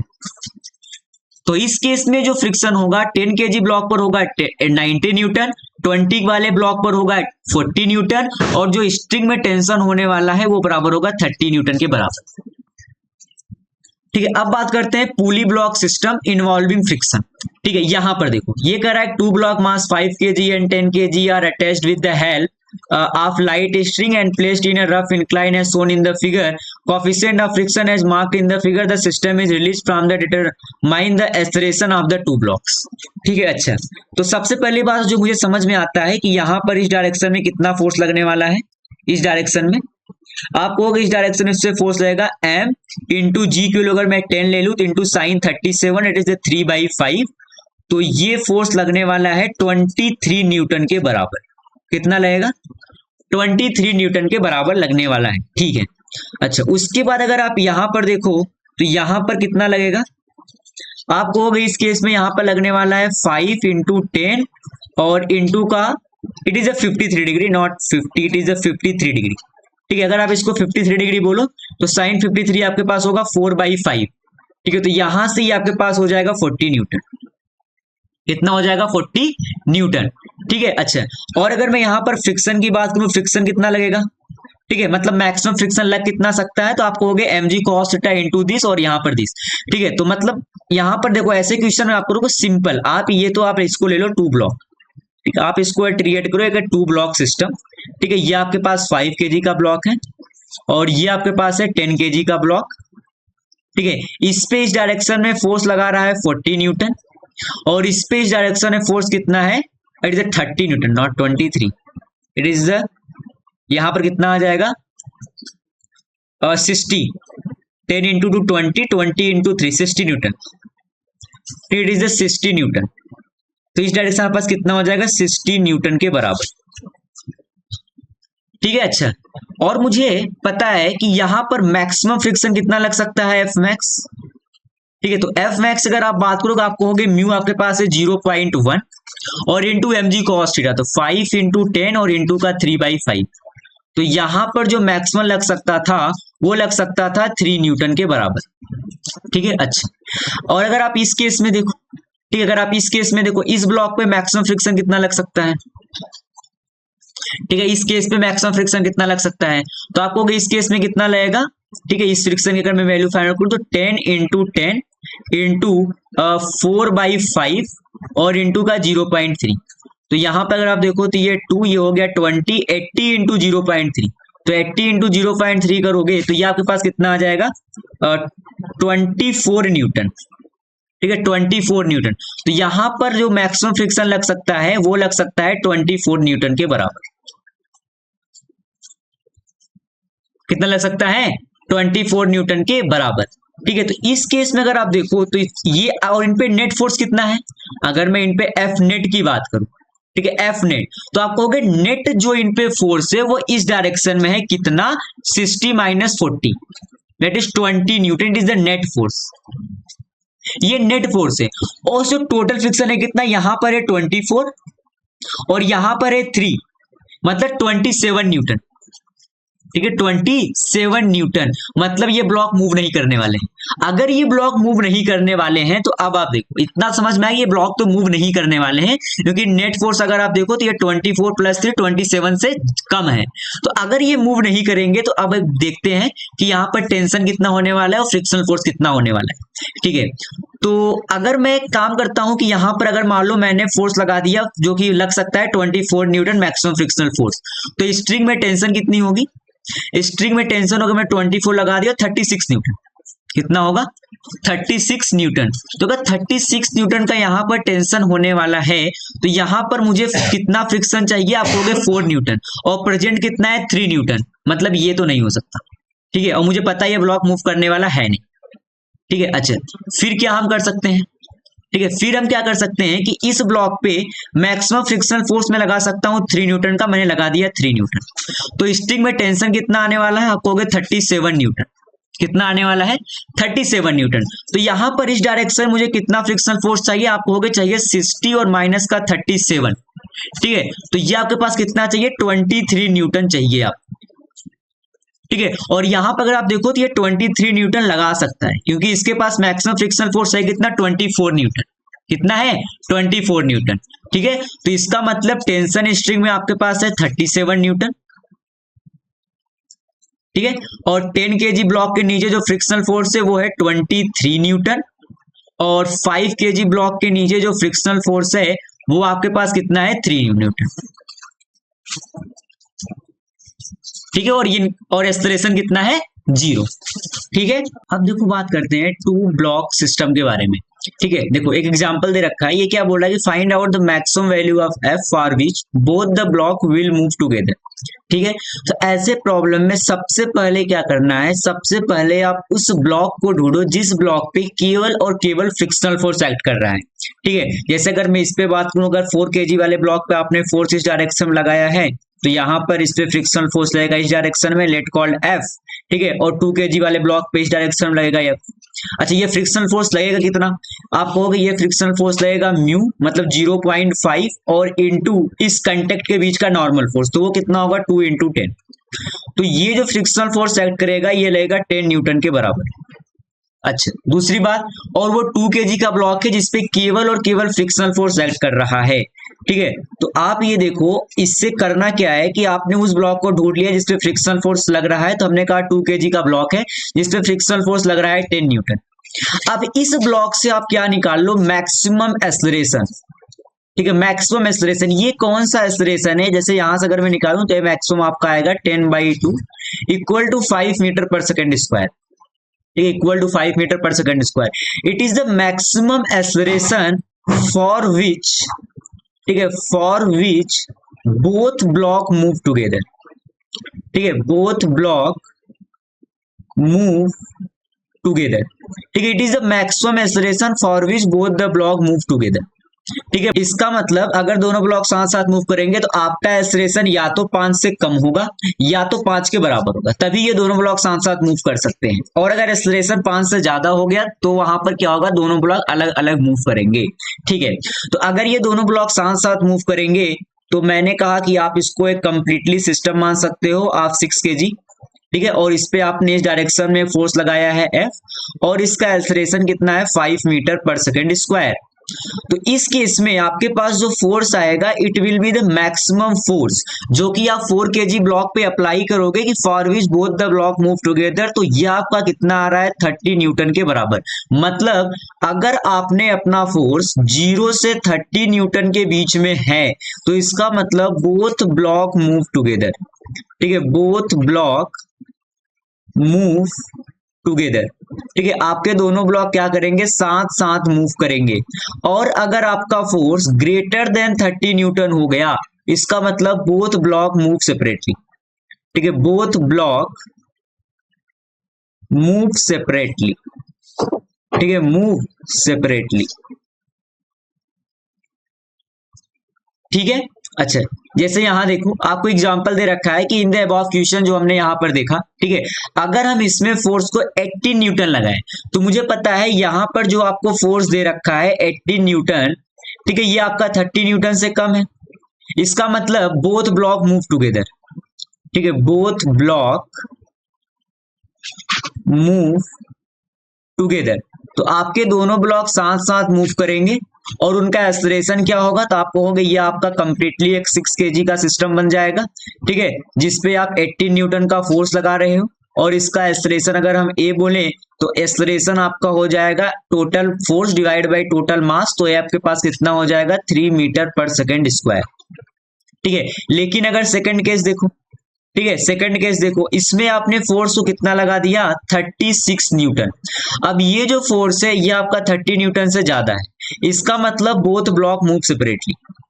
ठीक है, बोथ ब्लॉक मूव सेपरेटली। ठीक है, आपके दोनों ब्लॉक अलग अलग मूव करने वाले हैं। ठीक है, तो अगर हम सबसे पहले 2 kg ब्लॉक की बात करें तो 2 kg ब्लॉक पे केवल और केवल फ्रिक्शनल फोर्स लग रहा है 10 न्यूटन का, तो इसका अगर हम एक्सलरेशन बोले ए, तो एक्सलरेशन ऑफ 2 kg ब्लॉक जो होगा वो किसके बराबर होगा, एक्सलरेशन ऑफ 2 kg ब्लॉक। ठीक है, वो किसके बराबर हो जाएगा 10 divide by 2, that will be the 5 metre per second square. ठीक है, और अगर आप 4 kg वाले ब्लॉक की बात करो, ठीक है, अगर आप 4 kg वाले ब्लॉक की बात करो तो इस पे आपने एक फोर्स लगा रखा है 36 न्यूटन का, और इस पे इस डायरेक्शन में फ्रिक्शनल फोर्स है 10 न्यूटन का। ठीक है, और अगर इसका एक्सलरेशन इस डायरेक्शन में ए है तो एक्सलरेशन ऑफ 4 kg ब्लॉक कितना होगा, तो आप कहोगे 36 और माइनस का 10 डिवाइड बाई 4।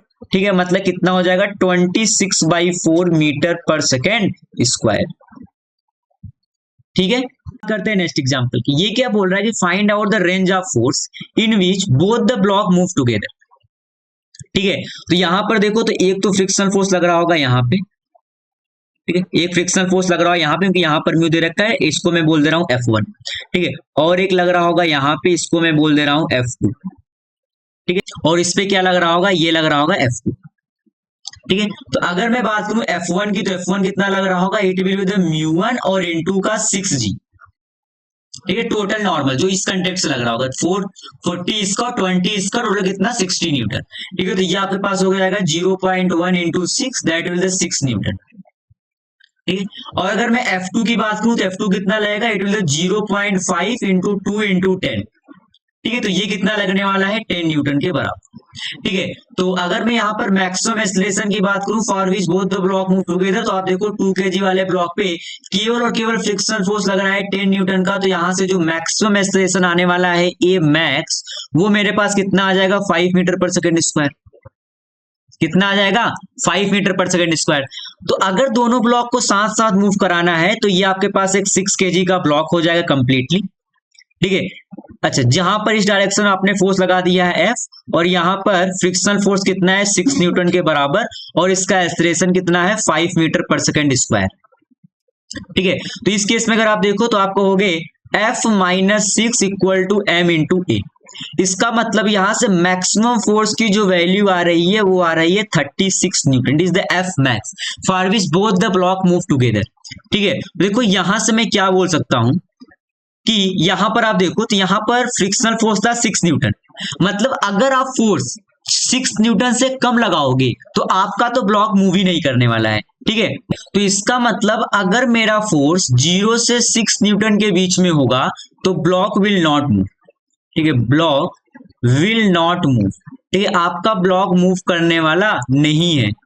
ठीक है, और अगर मेरा फोर्स 0 से 36 न्यूटन के बीच में होगा, ठीक है, क्योंकि यहां पर जो मैक्सिमम फोर्स आ रही है 36 न्यूटन। ठीक है, तो अगर 0 से 36 न्यूटन के बीच में हुआ तो बोथ ब्लॉक मूव टुगेदर। ठीक है, बोथ ब्लॉक मूव टुगेदर। ठीक है, मूव टुगेदर। ठीक है, और अगर आपका फोर्स ग्रेटर देन 36 न्यूटन हो गया तो बोथ ब्लॉक मूव सेपरेटली। ठीक है, बोथ ब्लॉक मूव सेपरेटली। ठीक है, बोथ ब्लॉक मूव सेपरेटली। ठीक है, ठीक है, अब इस केस में देखो, इस केस में आपको निकालना है find out the maximum force. ठीक है, आपको क्या निकालना है एफ मैक्स। ठीक है, फॉर विच बोथ ब्लॉक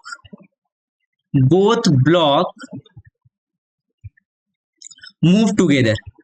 ठीक है, बोथ ब्लॉक मूव टुगेदर।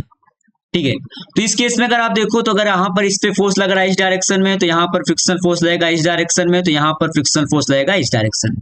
ठीक है, और ये फ्रिक्शनल फोर्स लगेगा कितना, तो ये तो लगेगा 0.5 इंटू 2 इंटू 10 के बराबर। ठीक है, क्योंकि यहां पर जो कंटेक्ट फोर्स है इट इज 20G, तो ये आपके पास कितना हो जाएगा 10 न्यूटन। ठीक है, तो अगर मैं मैक्सिमम एक्सीलरेशन की बात करूं for which both the block move together, तो आप कहोगे इस पे एक लग रहा है 10 न्यूटन का फोर्स, और जो मैक्सिमम एक्सीलरेशन होगा for which both the block move together वो होगा 10/4, तो ये आपके पास हो जाएगा 2.5 मीटर पर सेकेंड स्क्वायर। ठीक है, अच्छा, अब अगर ये दोनों ब्लॉक साथ साथ मूव कर रहे हैं तो ये आपके पास हो गया एक 6 kg का ब्लॉक। ठीक है, जिसपे आपने फोर्स लगा रखा है F और इसको आपने एक्सीलरेशन दे रखा है 2.5 मीटर पर सेकेंड स्क्वायर के बराबर। ठीक है, तो यहां से आपके पास जो मैक्सिमम फोर्स आने वाला है वो आएगा 6 इंटू 2.5, दैट इज कितना आ जाएगा 15 न्यूटन। ठीक है, 15 न्यूटन, मतलब अगर आपका फोर्स 0 से 15 न्यूटन के बीच में हुआ तो बोथ ब्लॉक मूव टुगेदर। ठीक है, बोथ ब्लॉक मूव टुगेदर। तो बाय द यहाँ पर जो मैक्सिमम फोर्स होगा इट विल मूव टुगेदर। ठीक है, वो कितना होगा 15 न्यूटन होगा। और अगर आपका फोर्स ग्रेटर देन 15 न्यूटन हो गया तो उस केस में क्या होगा, बोथ ब्लॉक मूव सेपरेटली। ठीक है, बोथ ब्लॉक मूव सेपरेटली। ठीक है, तो दोनों ब्लॉक आपके अलग अलग मूव करना स्टार्ट कर देंगे। ठीक है, अब देखो नेक्स्ट एग्जांपल की, यहां पर भी वही पूछ रहा है कि एफ मैक्स कितना होना चाहिए for which both block move together. ठीक है, बोथ ब्लॉक मूव टुगेदर। ठीक है, तो अगर आप यहां पर देखो तो पहली बात तो ये 4 kg का ब्लॉक है जिसपे केवल और केवल फ्रिक्शनल फोर्स लग रहा है, तो यहां पर अगर फ्रिक्शन कोएफिशिएंट 0.1 है तो यहां पर फ्रिक्शन फोर्स लगेगा F1। ठीक है, और यहां पर है तो इस डायरेक्शन पे यहां पर लगेगा F2, तो 4 kg वाले ब्लॉक पे इस डायरेक्शन में लगने वाला है F2। ठीक है, अगर मैं F1 की वैल्यू फाइंड आउट करना चाहूं तो हो जाएगा 0.1 इंटू 6 इंटू 10, तो आपके पास कितना हो जाएगा 6 न्यूटन। ठीक है, और अगर मैं F2 की बात करूं तो वो कितना हो जाएगा 0.5 इंटू 2 इंटू 10, तो ये आपके पास कितना हो जाएगा 10 न्यूटन हो जाएगा। ठीक है। अच्छा, अब अगर मैं इस 4 kg वाले ब्लॉक को अगर आप देखो, ठीक, अगर आप इस 4 kg वाले ब्लॉक को देखो तो इस पे एक इस डायरेक्शन में फोर्स लग रहा है 10 न्यूटन फ्रिक्शनल फोर्स, और एक इस डायरेक्शन में कितना लग रहा है 6 न्यूटन के बराबर लग रहा है। तो अगर आप मैक्सिमम एक्सेलरेशन की बात करो for which both the block move together, तो होगा 10 - 6 divide by 4, that will be the 1 metre per second square. ठीक है, 1 मीटर पर सेकेंड स्क्वायर। इसका मतलब कि अगर मैं यहाँ पर फोर्स की बात करूं, ठीक है, तो आपको पता है कि इट विल बी द 6, ये क्या हो जाए कंप्लीटली एक 6 kg का ब्लॉक हो गया। ठीक है, और इसका मैक्सिमम एक्सेलरेशन आप बोलोगे it is be the 1 metre per second square, और इस पे इस डायरेक्शन में फ्रिक्शनल फोर्स लग रहा है 6 न्यूटन का, और इस पे आपने फोर्स लगा रखा है F। तो आप कहोगे कि F - 6 equal to M into A। इसका मतलब कि मैक्सिमम फोर्स कितनी आ रही है 12 न्यूटन। ठीक है, तो इसका मतलब अगर आपका फोर्स 0 से 6 न्यूटन के बीच में हुआ तो ब्लॉक विल नॉट मूव। ठीक है, ब्लॉक विल नॉट मूव। ठीक है, आपका ब्लॉक मूव करने वाला नहीं है। लेकिन और अगर आपका फोर्स 6 न्यूटन से 12 न्यूटन के बीच में होगा तो बोथ ब्लॉक मूव टुगेदर।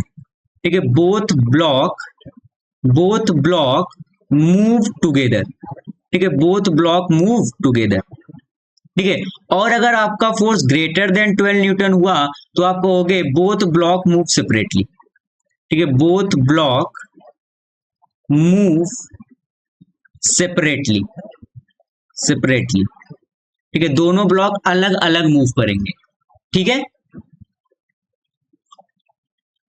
अब आप यहां पर देखो, it is friction involving pseudo concept. ठीक है, जैसे यहां पर देखो आपको एग्जांपल दे रखा है कि what is the minimum acceleration with which bar A should be shifted horizontally to keep the body 1 and 2 stationary related to the bar। ठीक है, ये आपका बार है, ये A। ठीक है, कह रहा है कि the masses of the body are equal 1 और 2 का, and the coefficient of friction between the bar and the body equal to mu. यहां पर भी फ्रिक्शन कोफिशिएंट म्यू है और यहां भी फ्रिक्शन कोफिशिएंट कितना है, म्यू है। The masses of the pulley and the thread are negligible while the friction is pulley is absent. ठीक है, सी इन द फिगर। तो मान लेते हैं कि इसका मास कितना है m, तो इसका भी मास कितना है m ही है। ठीक है, अच्छा, तो अगर आप इसी के फ्रेम में जाके सॉल्व करो, ठीक है, अगर आप इसी के फ्रेम में जाके सॉल्व करो, ठीक है, अगर आप इसी के फ्रेम में जाके सॉल्व करो तो क्या होगा, देखो इसका एक एक्सेलरेशन होगा ये, जो कि ये पूछ रहा है what is the minimum acceleration. ठीक है, तो अगर आप इसी के फ्रेम में जाके सॉल्व करोगे, इस बार के फ्रेम में, ठीक है, तो मैं क्या कर रहा हूं कि ऑब्जर्वर को, ठीक है, ऑब्जर्वर को आप क्या करो, लेट ऑब्जर्वर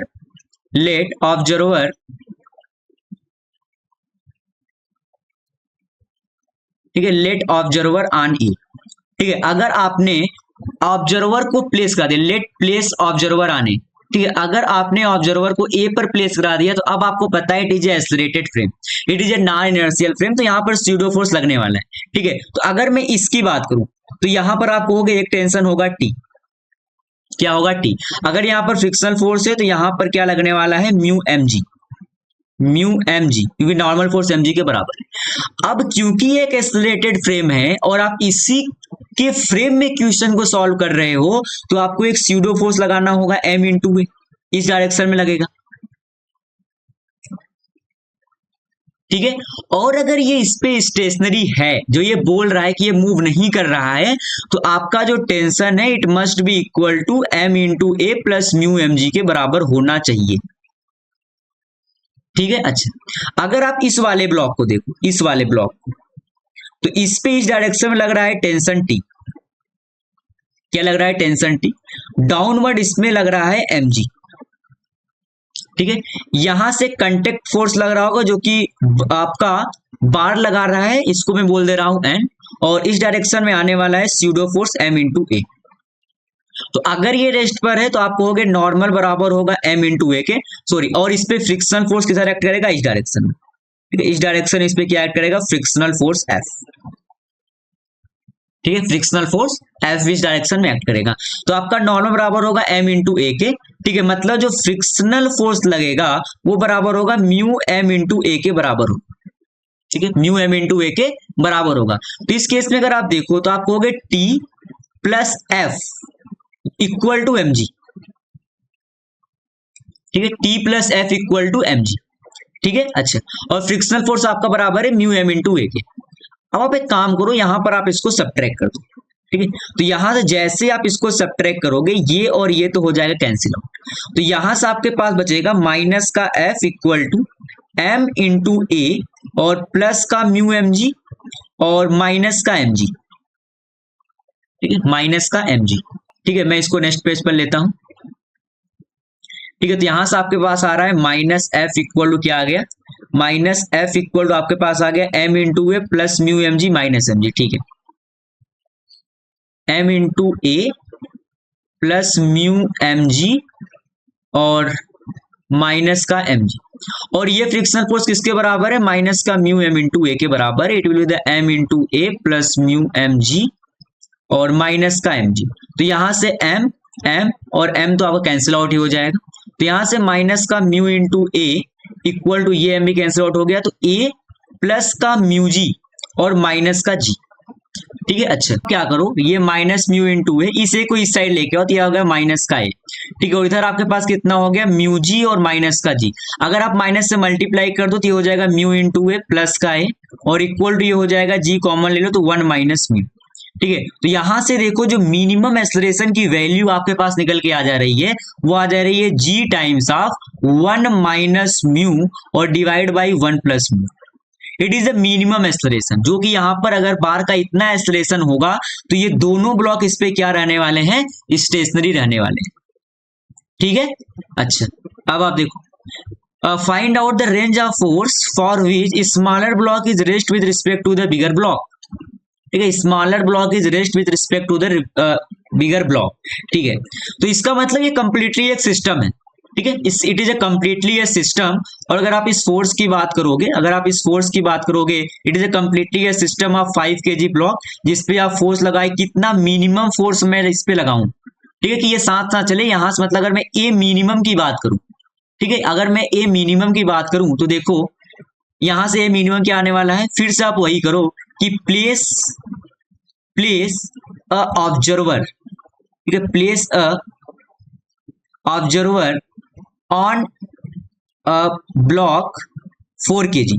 ठीक है, अगर आप 4 kg वाले ब्लॉक पर एक ऑब्जर्वर को बैठा दो, ठीक है, तो उसके हिसाब से अगर आप 1 kg वाले ब्लॉक को देखो, ठीक है, अगर उसके हिसाब से आप इस 1 kg वाले ब्लॉक को देखो तो इस पे किसका वेट लग रहा है 10 न्यूटन के बराबर, एक किस डायरेक्शन में लग रहा होगा कंटेक्ट फोर्स एन, और एक किस डायरेक्शन में लग रहा होगा फ्रिक्शनल फोर्स जो कि होगा mu into N, that will 0.5 into N, और इस डायरेक्शन में एक लग रहा होगा स्यूडो फोर्स एम इंटू ए के बराबर। ठीक है, मतलब 1 इंटू ए।